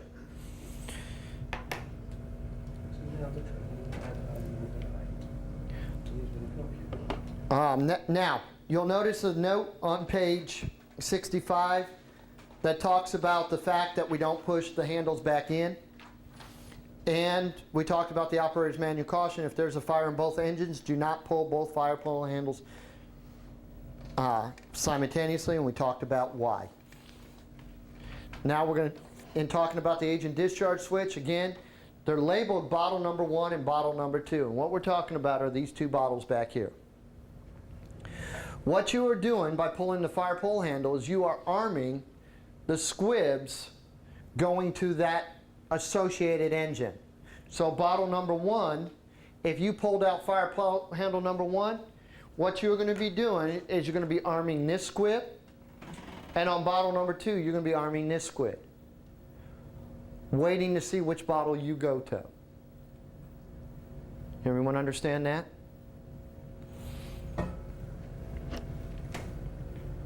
As you look at the bottles themselves, both bottles are completely identical. There is no difference between the number 1 and number 2. And what they are going to consist of inside each one of these bottles is a chemical that I still cannot pronounce. And I still fight to. If I say it really slow, I can survive. So does anybody want to try it? Monobromotrifluoromethane. There you go. Everybody get that? Now, what type of agent is it? It's actually an oxygen depleting agent. Meaning what? Meaning it sucks the air out of the fire, starving it. What happens is this is what you're controlling. This is going to be connected to your squib, which is nothing more than a small charge. And then what's going to happen is when you activate it, it's going to blow that charge in there, which is going to cause this system to crack. And when it does, the pressure inside that bottle is going to pop that cap out, allowing that agent to discharge. But you'll notice we have these screens right here. The purpose of those screens is to catch those fragments and prevent them from being taken through the system. Any questions about that? The bottles themselves are inspectable, and what you're going to see is, of course, because they're inspectable, there's going to be a -18 inspection in the logbook, as well as some of them, and you can just barely make it out in this picture, you can see this metal tag. Be careful, because sometimes if the kids don't understand what the date on that metal tag represents, sometimes they just put the metal tag back up there. So if there's a conflict between the -18 and that tag, you need to get to the bottom of it before you go fly. Okay, 9 times out of 10, the 18 is correct, but you just want to make sure. On here is a pressure gauge. Free air temperature outside the aircraft is going to affect what that pressure should be reading. And you will see that you will have a chart in your checklist as well as in your -10. And you need to make sure that that gauge is reading what that's within the acceptable parameters on that chart based on that FAT. And it's a little different than what your hydraulic chart looks like, where you had the 2 lines. This is actually based on this FAT. These are the acceptable parameters, and that's what you're looking for. Any questions about that?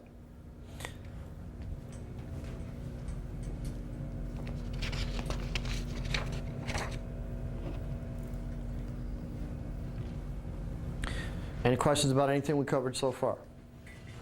Then we're going to go into LSA number 4, provide a system description for the full authority digital electronic control unit. Now you'll notice we have referenced the heck out of it already. So some of this is going to sound like duplicate information, but we're going to make sure. FADEC overview. The FADEC overview, the full authority digital electronic control system, replaces the hydromechanical engine control system. That old system that we have back there in the back. The hydromechanical metering assembly and the FADEC system replaces that system of fuel management, which was a mechanical system. The FADEC system is designated model EMC 32T2, which is just good information. Nobody's really going to beat you up on it. The DECU includes a microcomputer-based primary control channel with an independent micro-based computer-based electronic revisionary backup channel. In other words, what? In other words, we got 2 channels in there of checks and balances. We have 2 computers processing information. Why? In case one fails, we have the backup system. The DECU tracks the primary channel operation, allowing a smooth switch over when the revisionary channel is selected or the primary channel fails. Now, we do not automatically select revisionary very often.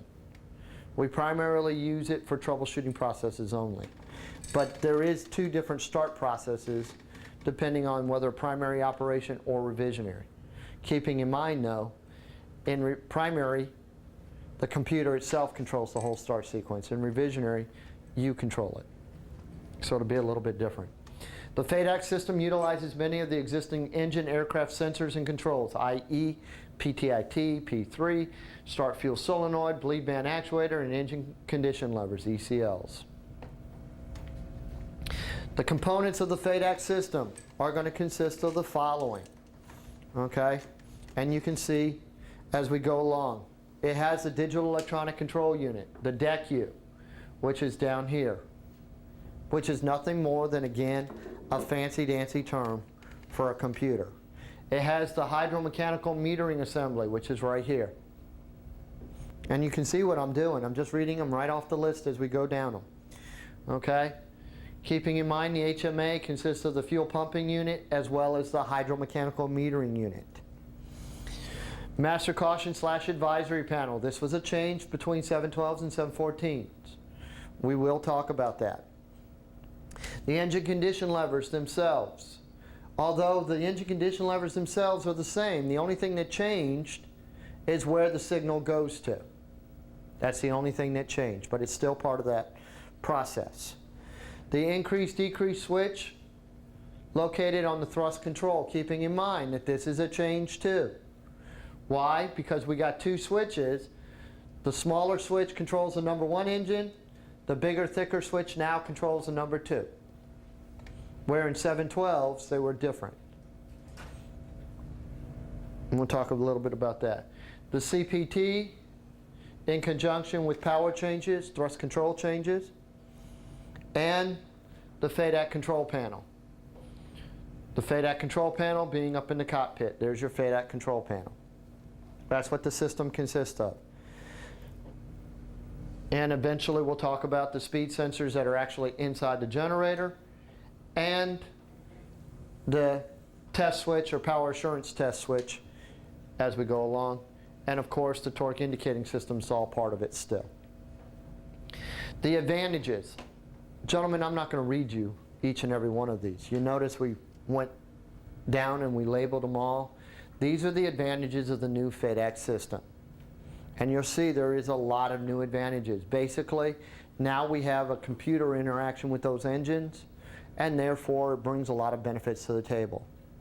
Some of the ones that we will highlight is now the start sequence is controlled via the digital electronic control unit, the FADEC system. What does that bring to the table?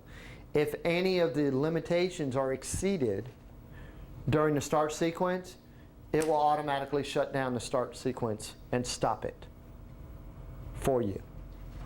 And you're going to find out that even though it has that system, you're going to find out that it's out of a lot of your all's comfort ranges. And we will let you know where it's going to do what. But you're going to find out you will probably react to an overtemp situation faster than the system does. So therefore you may question its ability. But I promise you it's there. The big thing about it is if you do that, you're not going to hurt anything. But if you fail to do anything and you let the system do its job, it's still going to react to exceeding that over temperature limit. Okay? It changes the ability to troubleshoot the system. Okay? And it's got a lot of acceleration and deceleration control, contingency power capability, meets aircraft demand, of course the bleed band scheduling and so on. Continues fuel flow limiting, engine fail operation. Before, with the emergency procedures for 712s, you had to identify what the problem was. Once you identified the problem, you had to react to it. With the FADEC system, it detects the problem and it automatically reacts to it. Any questions about that? And so you got a long list of advantages. Describe the components and operational characteristics of the full authority digital electronic control unit.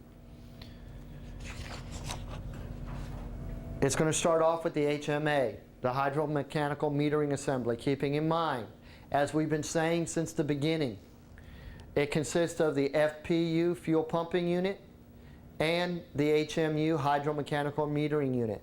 These are two assemblies work in conjunction with each other. Again, the HMA is replacing the old mechanical fuel control. But we're still doing what? We're still managing fuel flow going into that engine. Any questions about that? Okay. As we break down, the first thing we're going to talk about is the primary channel, and we're going to talk about the HMU portion of the HMA, the hydromechanical metering assembly. On page 71, you got a breakdown of all the pieces and parts on page 70, but 71, the primary stepper motor. Basically what it is doing is being driven to regulate fuel flow going into the engine. Now, what you're going to find out is the primary stepper motor is actually internal to the system. You can see that it operates at 500 steps per second, meaning what? Meaning it can regulate that fuel very finely at 500 steps per minute. Full travel is approximately 55 degrees. The revisionary stepper motor you can see on the outside. Here's the revisionary stepper motor on the outside. Now, what you are going to find out is when we talk about the stepper motor, what they are controlling is a metering valve. And if you were to look at that metering valve, here's what it would look like. It's nothing more than a disc assembly. And in that disc assembly, you have a slit. Based on how that slit is open, will determine proportionally how much fuel we're pumping into the engine. Fair enough? But what you're going to find out is you actually have two of those discs.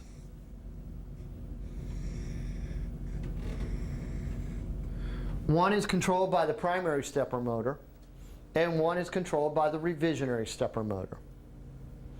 But what has to happen is because we have two motor possibilities, we don't want those discs operating independently of each other. What could happen is one disc would close while one opens and therefore restrict fuel flow going into the engine, which would not be a very good thing. Agreed? So what happens is both those discs are either going to be operated via the primary motor, or both those discs are going to be operated via the revisionary motor. And what you're going to find out is actually what's happening is one is controlling the disc. The other one is actually controlling a sleeve that's going to move both those discs. And that's how those two stepper motors are working in conjunction with each other. Any questions about that?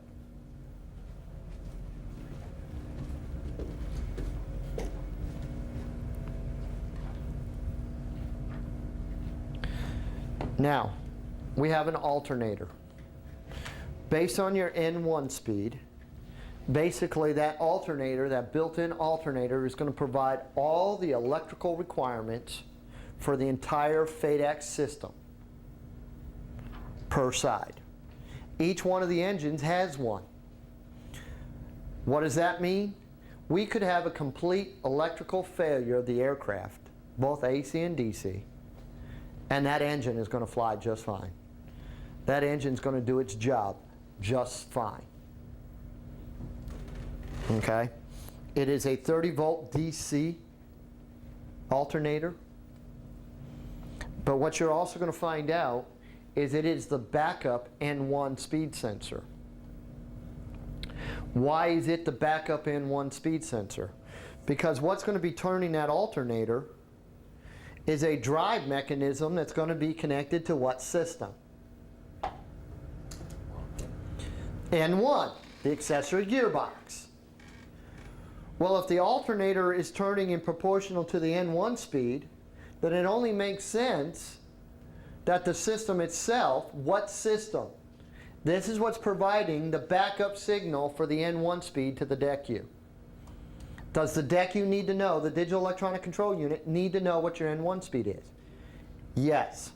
And the alternator, as well as being a power source, is also the backup to the N1 speed sensor.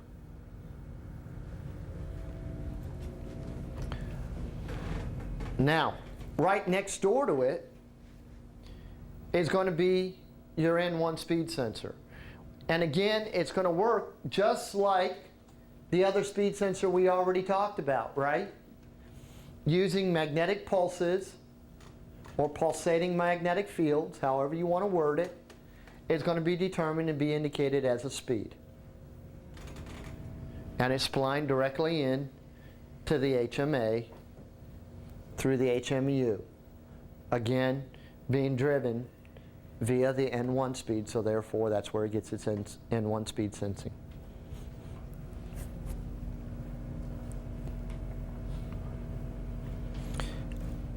Now we look at the, and as we look at it, you can see the HMU connection is right here for the computer, because again, this is computer controlled. So the DECU is going to connect right here to the HMU. You got your bleed air supply coming from where? By now you should tell me. Where does it come from? P3 air. Comes right in directly into the HMA through the HMU portion. We already talked about the revisionary and primary. The main metering valve is right there. And now we're going to look at the fuel pumping unit. In looking at the fuel pumping unit, we already covered it under fuel. We said that it's going to boost 20 to 22 psi pressure up to 750 psi. So what do we have left to talk about with it? The other thing that it's going to do is, based on N1 speed, it has the ability to reduce that fuel being pushed out to and through the system. For the purpose of what? For the purpose of reducing the fuel flow going out, and therefore we're going to have less fuel remaining in the system. So it's going to reduce it. But how does it reduce it? It has a bypass capability to allow it to go back in and through the system. And we already talked about. And on page 72, you got the actual gallons per minute if you're interested too. DECU. Now you'll notice we're showing two different types of DECUs. The second type of DECU is available. How many aircrafts are modded and how many aren't modded, I'm not exactly sure. Okay. The DECU that you will primarily see right now is right here. This is the DECU of the future, and it does bring a unique ability that you're not going to like. Okay. The DECU is also a tattletale system. Meaning what? Meaning if you over torque, over temp, if you do anything wrong with these engines, it will squeal on you. Okay? And we'll show you how in just a second. On it is a hexadigital display. That hexadigital display is going to be used to indicate two things. One, the reset position. How do I know the reset position? What am I looking for on there? No. 88s.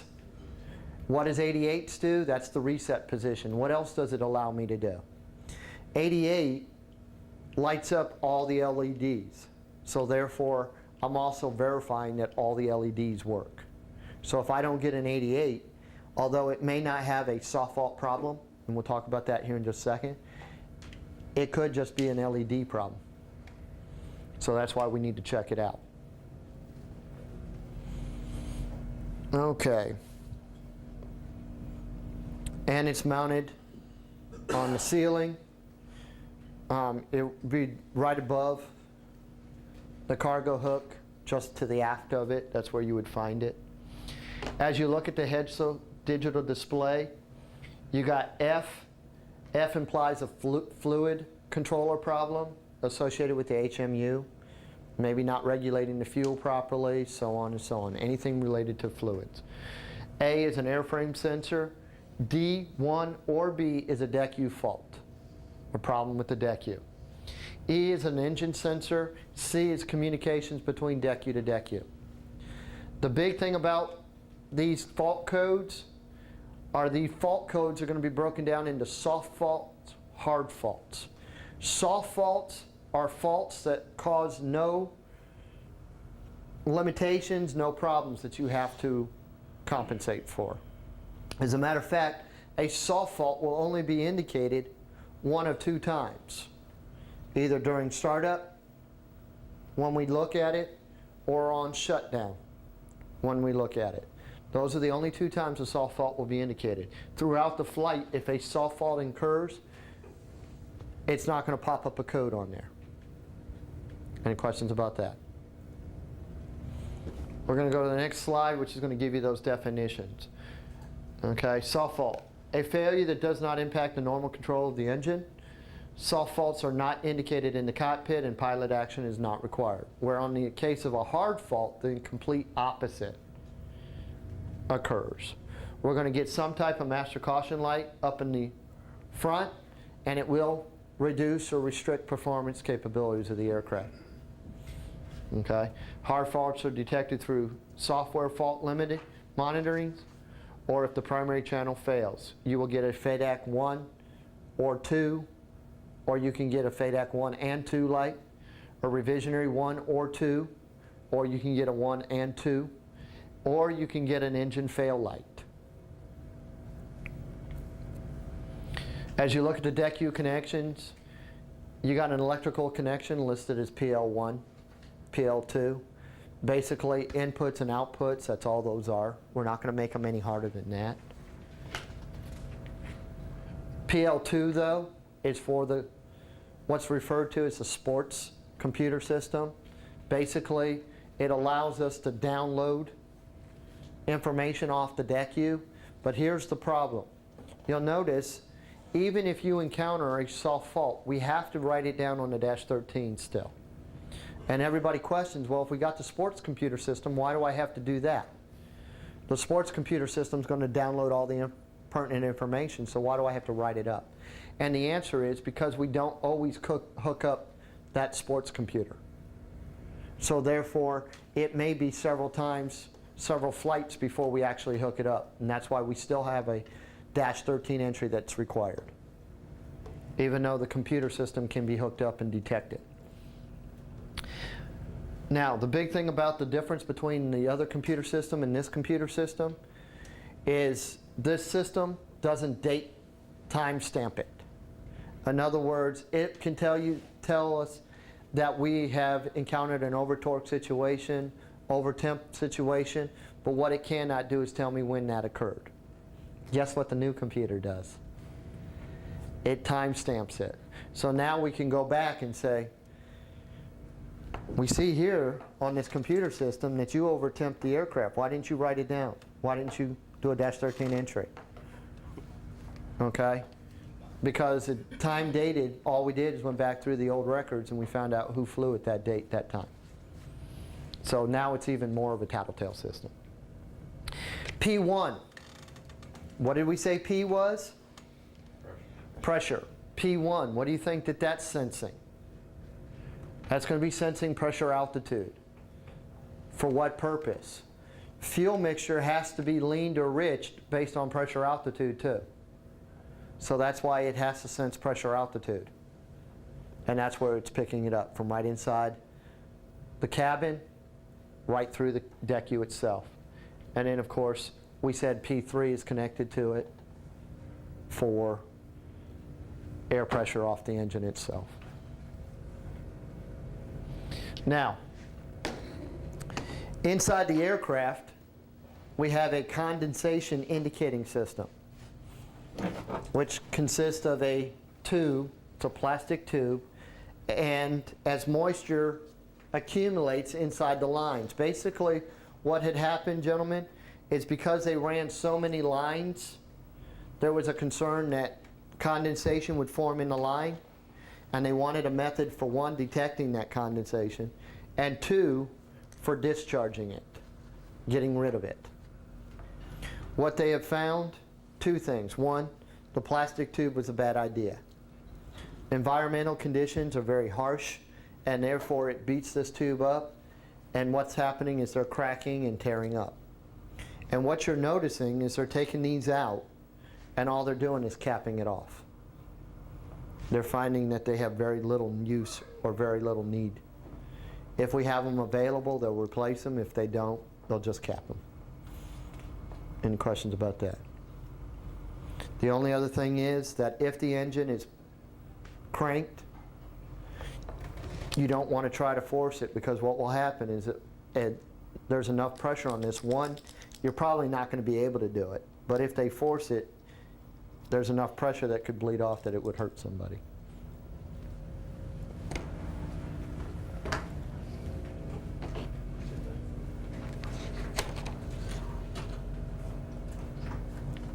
Master caution / advisory panel. We now have, for those that are interested, there are 64 lamps, 24 of which are spares. The panel itself is broken down into a caution section as well as an advisory section. Besides the color of lights, the old amber color, orange is color being caution, green being advisory. The caution capsules are connected to your master caution lights on the top of each one of your pilot and co-pilot's instrument, where the advisory panel is not. And that's the big difference. Any questions about that? Now, besides all the extra spares, reality is we brought the 2 engine fail lights are new. We didn't have them for the 712. The FADEC 1 and 2, of course, are new. The engine contingency power light is new. Revisionary 1 and 2 lights are new. So you got 2, 4, 6, 7 lights that are new. All the rest were there before. With the old master caution panel, if EAPS was installed, all the light capability, all the master caution capsule capabilities were taken up. So therefore they had to change the master caution panel. When they did, they just went overboard. That way if we add any new systems, it has the expansion capabilities, as well as the green advisory lights that are now no longer connected to those master caution panel lights. Okay, there are 4 lights by 16, which gives you the totals. Oh, and there are 20 spares, excuse me, not 24. Looking at the engine condition levers, ECLs for short, they are the same ECLs that we had in the predecessing aircraft, or the predecessing engine types. The thing about it is now the signal, instead of going to a control box, it's going directly to the DECU, the digital electronic control unit. The other importance is that the engine condition lever has to be in the ground position as part of the start sequencing, as opposed before you motored it while it was in the stop position and then went to ground. Now we actually start the engines in ground. Any questions about that? Inside the engine condition levers is a friction brake that requires a constant pressure of 4 to 5 pounds to keep it moving. Why? All that does is give you positive control of the engine condition levers.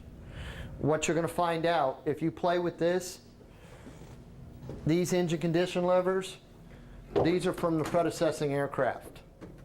Okay, what you're going to notice is as you play with these, if I was to apply a constant pressure, what would eventually happen is I would reach a point where the engine condition levers would jump out of my hand. Those engine condition levers, that can't happen to because of that friction brake and the requirement of the 4 to 5 pounds.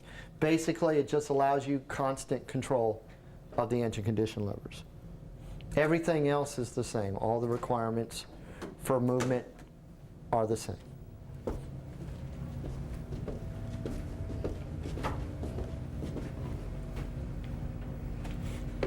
Thrust control. Now, gentlemen, I know this is a source of aggravation. Why? Because we got a $1.4 million mod, and all they did to the thrust control is took a black magic marker and covered up the one "and" for the bigger, thicker switch. Reason being is this was just an interim modification. When you see the F model, the thrust control has changed, and these increase-decrease switches for the FADEC system have actually moved up to the FADEC control panel. So they're no longer part of the thrust control. You have the modification already, okay? And all it did was added one more switch, and we'll show you where it added it. But for the for the D model, this is the modification we have right now, allowing you to increase and decrease your rotor RPM and your torque via these switches, number 1 engine, number 2 engine, as opposed to being 1 and 2. That we control them independently. But the only time we use them is during what? Revisionary operation. Otherwise, the DECU controls the system, and it's for torque matching as well as increasing and decreasing rotor RPM. Oh, excuse me. As we look at the CPT, at the bottom of the thrust control, you have your control position transducer. That's what it looks like, not to be confused with the other 3. Okay? They are different. Their signals are going to different locations. You'll notice the CPT, the system operates the same way. As you make power changes using the thrust control, it's going to pull down or push up on this lever, causing a variable resistance signal. And that signal is going to go to the DECU so that the DECU knows how to compensate based on that power change. And it has what's called an NDOT system, or a load acceleration or deceleration anticipation characteristics for the prevention of what? Why would it need to anticipate that power change? To prevent rotor droop. That's it. That's all it's doing, is preventing rotor droop by allowing that engine to maintain a constant based on that acceleration. FADEC control panel, located in the overhead panel, bottom left-hand side. You'll notice, according to the checklist, the procedure has changed based on the fact that we used to have the engine start, and then the engine condition levers, and then the emergency power panel. Now, we have the engine condition levers, and then we have the FADEC control panel. The emergency power panel went away. So that's why they changed it. As you look at the controls, you have your FADEC control panel, which is why it's labeled FADEC. And then you have NR, being what? Rotor RPM. That's all that is. 97 to the far left, 103 to the far right, keeping in mind that if I need 99% rotor RPM, I can go just prior to 100 and it will be 99. It actually rotates up, increasing the rotor RPM or decreasing the rotor RPM. But now what we're going to do with that is we're going to maintain it at 100% rotor RPM. We're going to take the switch to 100% and we're going to leave it there. So far, nobody's come up with any good justifications to move it out of 100%. Everybody brings up what? What is the one known characteristic or the limitation in the -10? Water taxiing. Water taxiing says that I need to use what? 97 or below rotor RPM? But do I do water taxis anymore? So it's really no factor anymore, so therefore there's no reason to really mess around with it. Revisionary 1 and 2 and primary switch. Reality is, gentlemen, if I'm in primary and primary channel fails, it will automatically revert to revisionary. So why do I need a switch? The only reason why you need a switch is for troubleshooting purposes only. That's all it's for. They will show you how to start the engines in revisionary mode, but that is purely a demonstration. There's really no requirement to start it in revisionary mode, but they will show you that if the primary channel fails, we can start the engine still in revisionary mode. Engine start switch, the big thing about the engine start switch, it is now a single switch.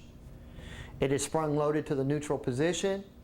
You got number 1 engine start, number 2 engine start, but the other thing that it will prevent is the attempt to start both engines simultaneously. That cannot be done. Why? Because you can only toggle one way at a time. Where before we had 2 independent switches. So there was a possibility. With this system there is no possibility. The only thing you have to be aware of is that the overspeed looks just like the engine start. So at night you have to be careful. If that engine doesn't start, it may be because you grabbed the wrong one. And it does happen from time to time. Load share. Now the big thing about load share that we have to talk about is we have PTIT we can select, we have torque we can select. Primarily we use torque. And you'll notice all the primary positions are all still forward or down. They still follow that rule. So torque is the primary. But here's the thing that you have to understand. If torque fails, what is it going to default to? If torque fails, what's it going to default to?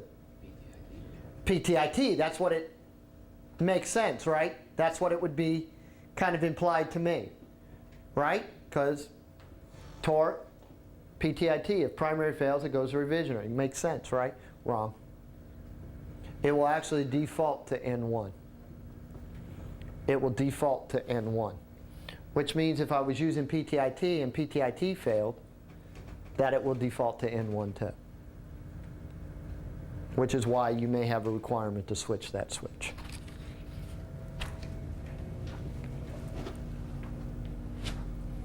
Backup power, this just allows it to switch between the battery, the aircraft system and that alternator. That's the only thing that will allow to happen. That's what that switch is for.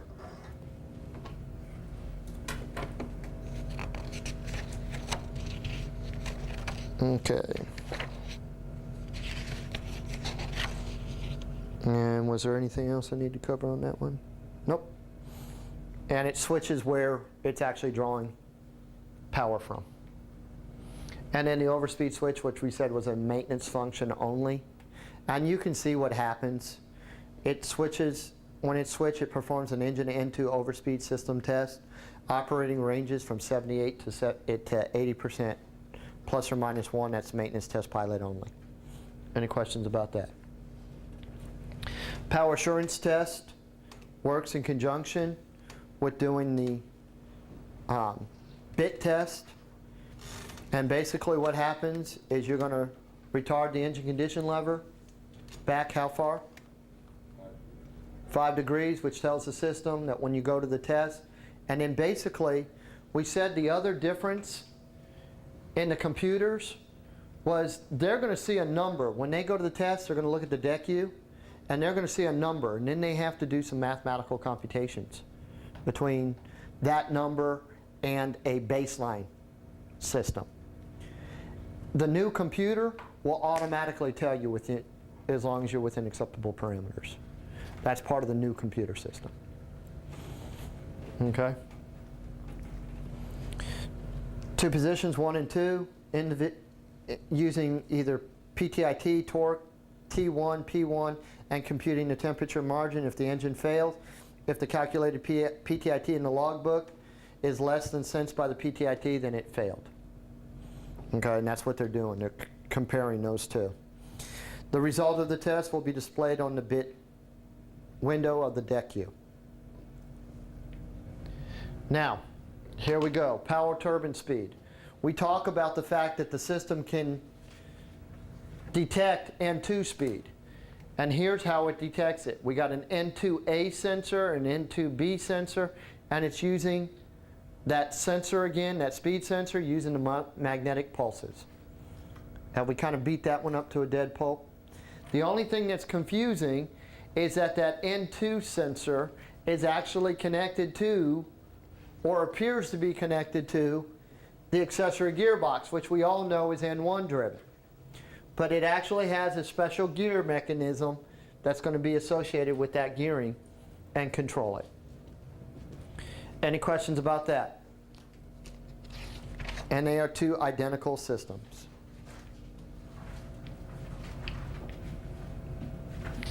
Load sharing. Big thing about talking about load sharing again is we can select torque, we can select PTIT, but if we have torque selected and it fails, it will default to N1.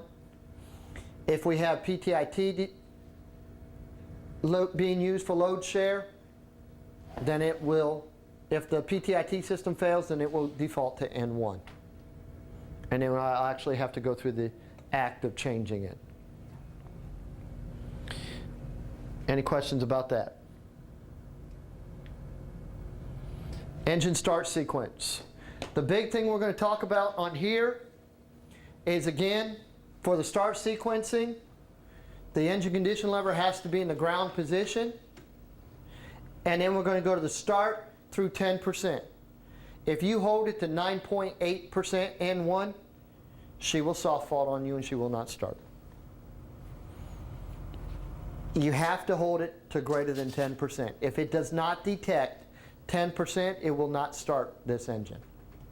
But now, what's the other consideration that has to be advised or kept in mind? What if I have to restart the engine in flight?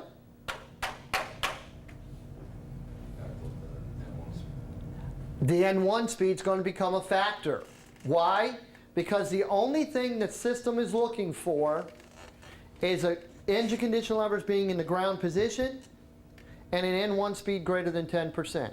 It doesn't care what provides that 10% N1 speed. It can be the hydraulic starter via the switch, or it can be ram air. So when you go to the stop position and back to the ground position, if that N1 speed is greater than 10%, that engine may automatically start. And everything is controlled. The starter, the fuel flow through the start nozzles, ignition, and fuel flow maintained through the nozzles. All that's going to be provided for automatically through the DECU. Engine temperature limiting. Now, here's one that always scares the bejesus out of everybody. When we talk about temperature limiting, the only time that we're limited is when? During what process? Are we always temperature limited?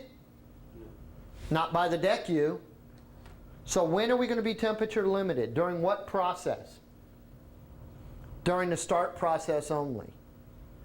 I don't want to be temperature limited, because if I'm telling the engine to go into the 900 degree PTIT range, we don't want the DECU saying, oh, you can't do that, and restricting it. It's only during the start sequence. Once the start sequence is over, that temperature monitoring, temperature limiting goes away. Everybody understand that? Allowing you to take it into as high of a PTIT range as you need to, based on power requirements. Any questions about that? Now, how does it work? Temperature limiting. After light off, PTIT 760 degrees. In other words, that's when the system says, okay, now we're started, once it climbs above that. Okay? Now, if prior to start off, if it climbs real fast above 760, then it will reduce the fuel flow to 100 pounds per hour. Over temperature during start. And here's the misconception. Did we say that it shuts it off if it exceeds 760 degrees? No, we said it limits to 100 pounds per hour. We didn't say that it shuts it off. If it climbs above 816 degrees C, now it will shut down the engine, and when it shuts down the engine, it will also give you an engine fail light. And it will abort the start. Any questions about that? Engine shutdown. The big thing about engine shutdown, when you pull the engine condition levers to stop, what is happening is the primary mode is reducing that fuel flow to 40 pounds per hour. I'll say that again. When you pull the engine condition lever to stop, The primary channel, the primary mode, is reducing that fuel flow to 40 pounds per hour. Why doesn't it just shut it completely off? Good question. It doesn't though. It then switches to revisionary mode to finish the shutdown process. Okay? But it's built in that way. Why they did that, I don't know, sir, and I'm not going to sit here and make up an answer. Why is that important to understand? If I have a revisionary failure, what emergency procedure does it require me to do? What now? Residual fire during shutdown. Not residual fire, but I'm going to have to shut down the engine using the fire pull handle. Why? Because in flight, if I get a revisionary 1 light, so what, right? Do I have any underlying steps? No, because the primary mode is still working. But what I have to keep in mind is this process. Engine shutdown is the only function that the primary mode relies on revisionary mode to complete. Which means if I get a revisionary 1 light, although it does not require any emergency procedure from me, except not to go to revisionary mode with the switch, then I have to remember on shutdown, when I pull the engine condition lever to stop, I'm still going to have to pull the fire pull handle, or I may have to pull the fire pull handle. Why does it say you may have to pull the fire pull handle? Why doesn't it say you will pull it? At 40 pounds per hour, sometimes the engine will quit. So it may shut down, but not because of a function within the computer, just because at 40 pounds per hour that engine is so slow, there's so much fuel restriction going into the engine, it may not be sufficient to sustain the fire in there, which is why it may go out. If it doesn't go out, then you have to go ahead and pull the fire pull handle. Pulling the fire pull handle, what does it do to the system? It shuts the engine fuel shutoff valves inside the aircraft, shutting it down.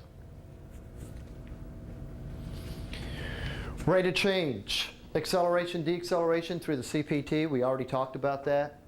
Temperature limiting, abort start capability, and an N2 overspeed. Now, what's the big thing?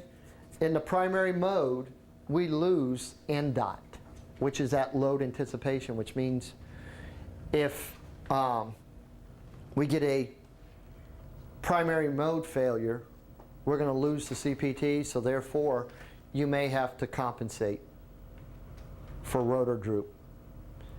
What should happen is the other engine's computer should still maintain rotor RPM for you, but you have to know that it may not. And that's why, again, you see a lot of may, might, could, should relative to this class, because there's a lot of things we don't, or not 100% sure of what's going to happen when.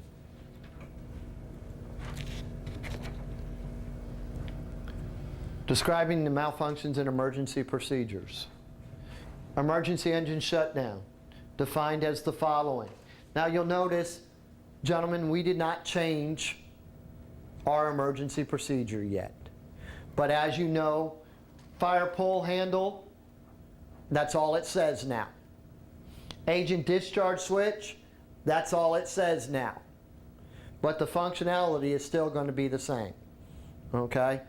Now, we 2028'd it, and they're supposed to fix this.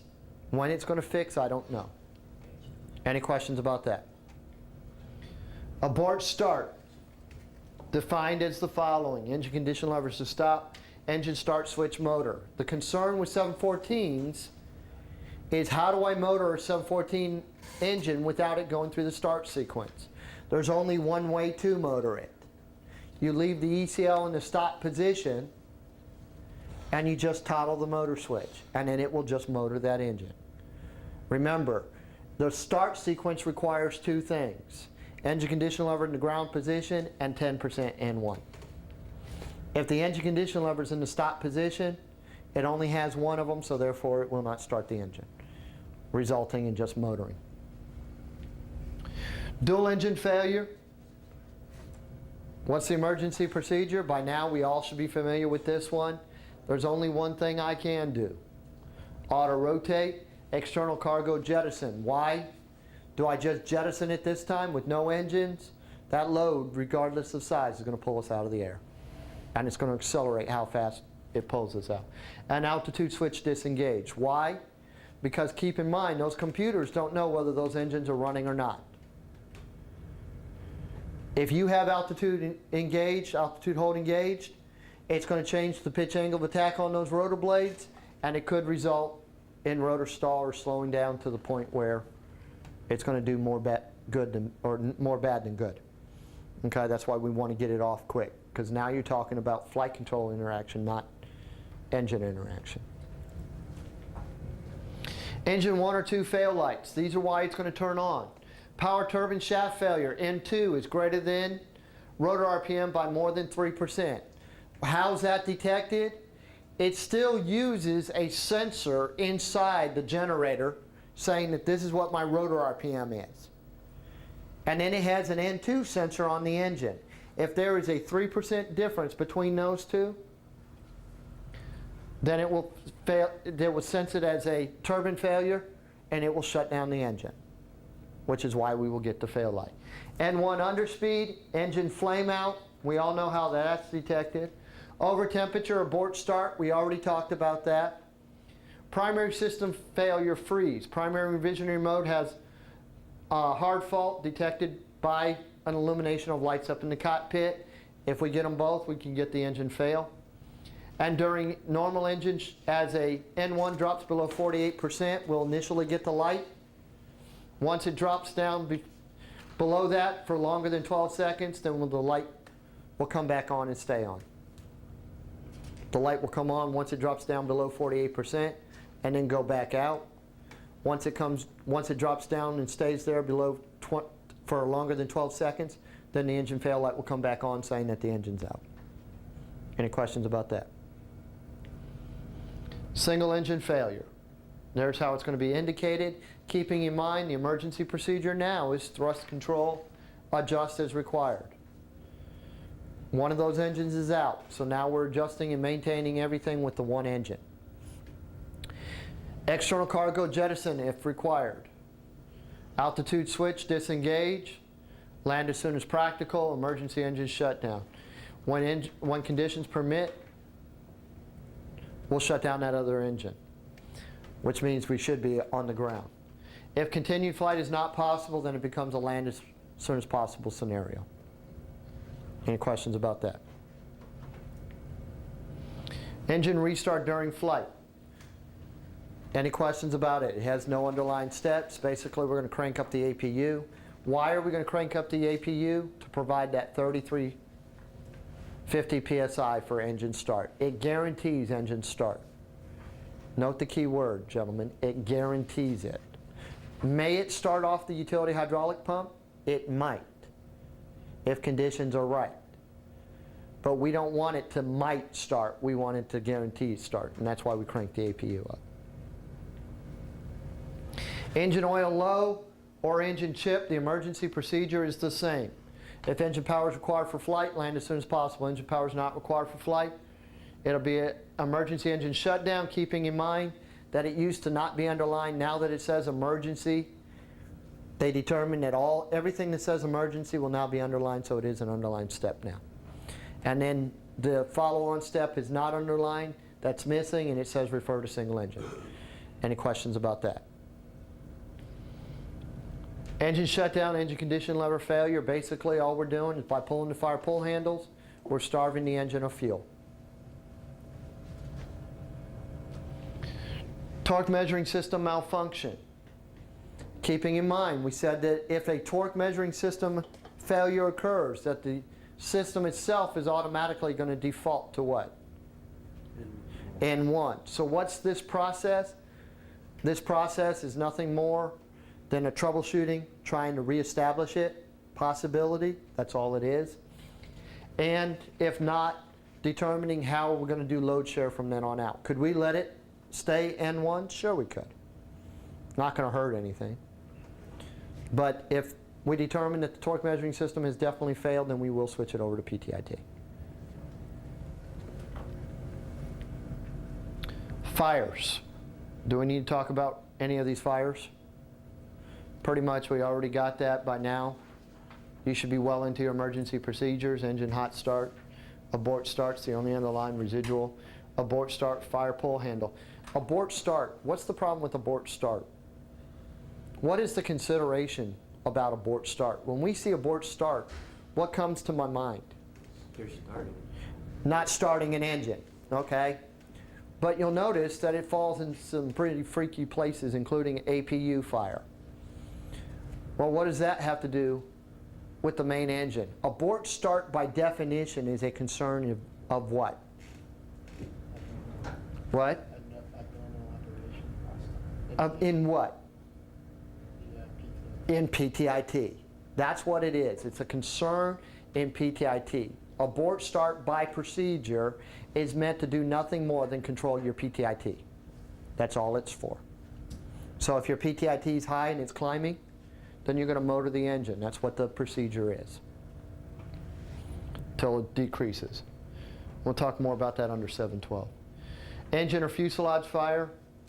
Any questions about that? Now, FADEC 1 or 2.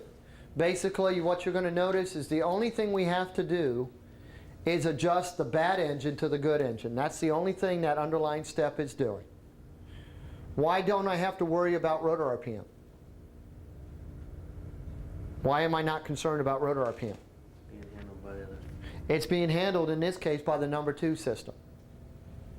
So all I'm doing is matching the bad engine to the good engine, and rotor RPM is going to be maintained for me.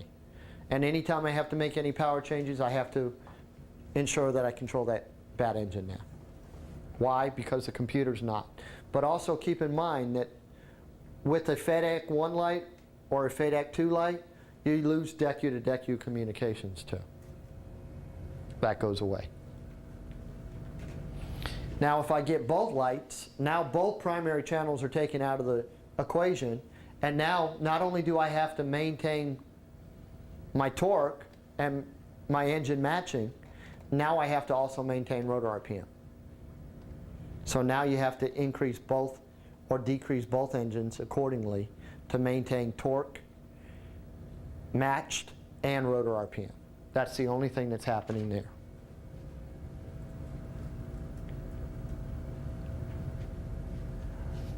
Engine fluctuations without FADEC caution. In other words, we're getting fluctuations, but the FADEC system is, lights are not on, either primary or revisionary, they're not on.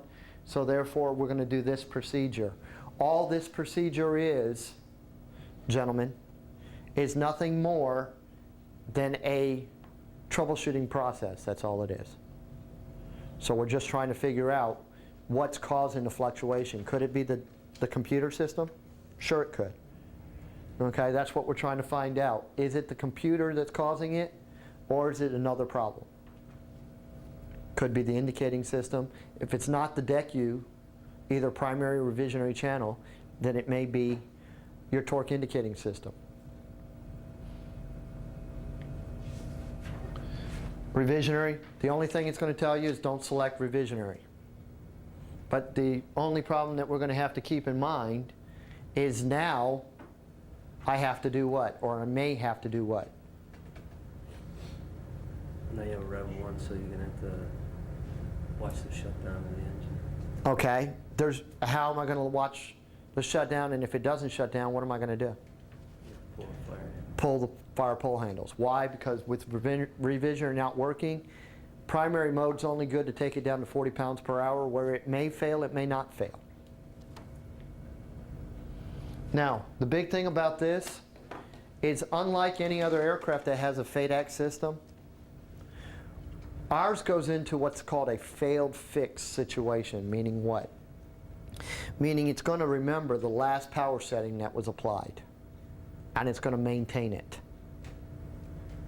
So what may happen is, if that power setting is real high, you may have to determine that you may have to shut that engine down. How are you going to shut that engine down? There's only one way to shut it down, and that's how? Fire pull handle. You're going to starve it of fuel. Any questions about that? Likewise, If I get both, and you're really having a bad day then, you may have to shut down one engine prematurely, getting it down to the ground or getting it lower, and then have to shut down that second engine. Same consideration. Any questions? And it's a land as soon as possible situation. Questions? Okay, for the last 6 hours, we've been talking about the 714 engine. Are there any questions about anything we've covered so far? I just got a quick one. Yes, sir. With that HMA assembly having its own internal alternator, Yes, sir. at what point or at what 60% in one. it becomes self-sustaining? Yes, sir. And then it switches. Yes, sir. So during during the startup sequence, though, it's using airframe power. Yes, sir. Well, I would say a minimum of 50% in one, and during the starts, it's 60 to maintain. Because it'll still draw off the aircraft system, but it's not, that alternator's not going to be powering up the system at that time. Until It has to be 60% in one and above. What's monitoring that, though? What? What actually makes the switch? When it senses the N1 speed, This is the then the computer will switch it over to the other power source. deck you do. The DECU controls it, yes, sir.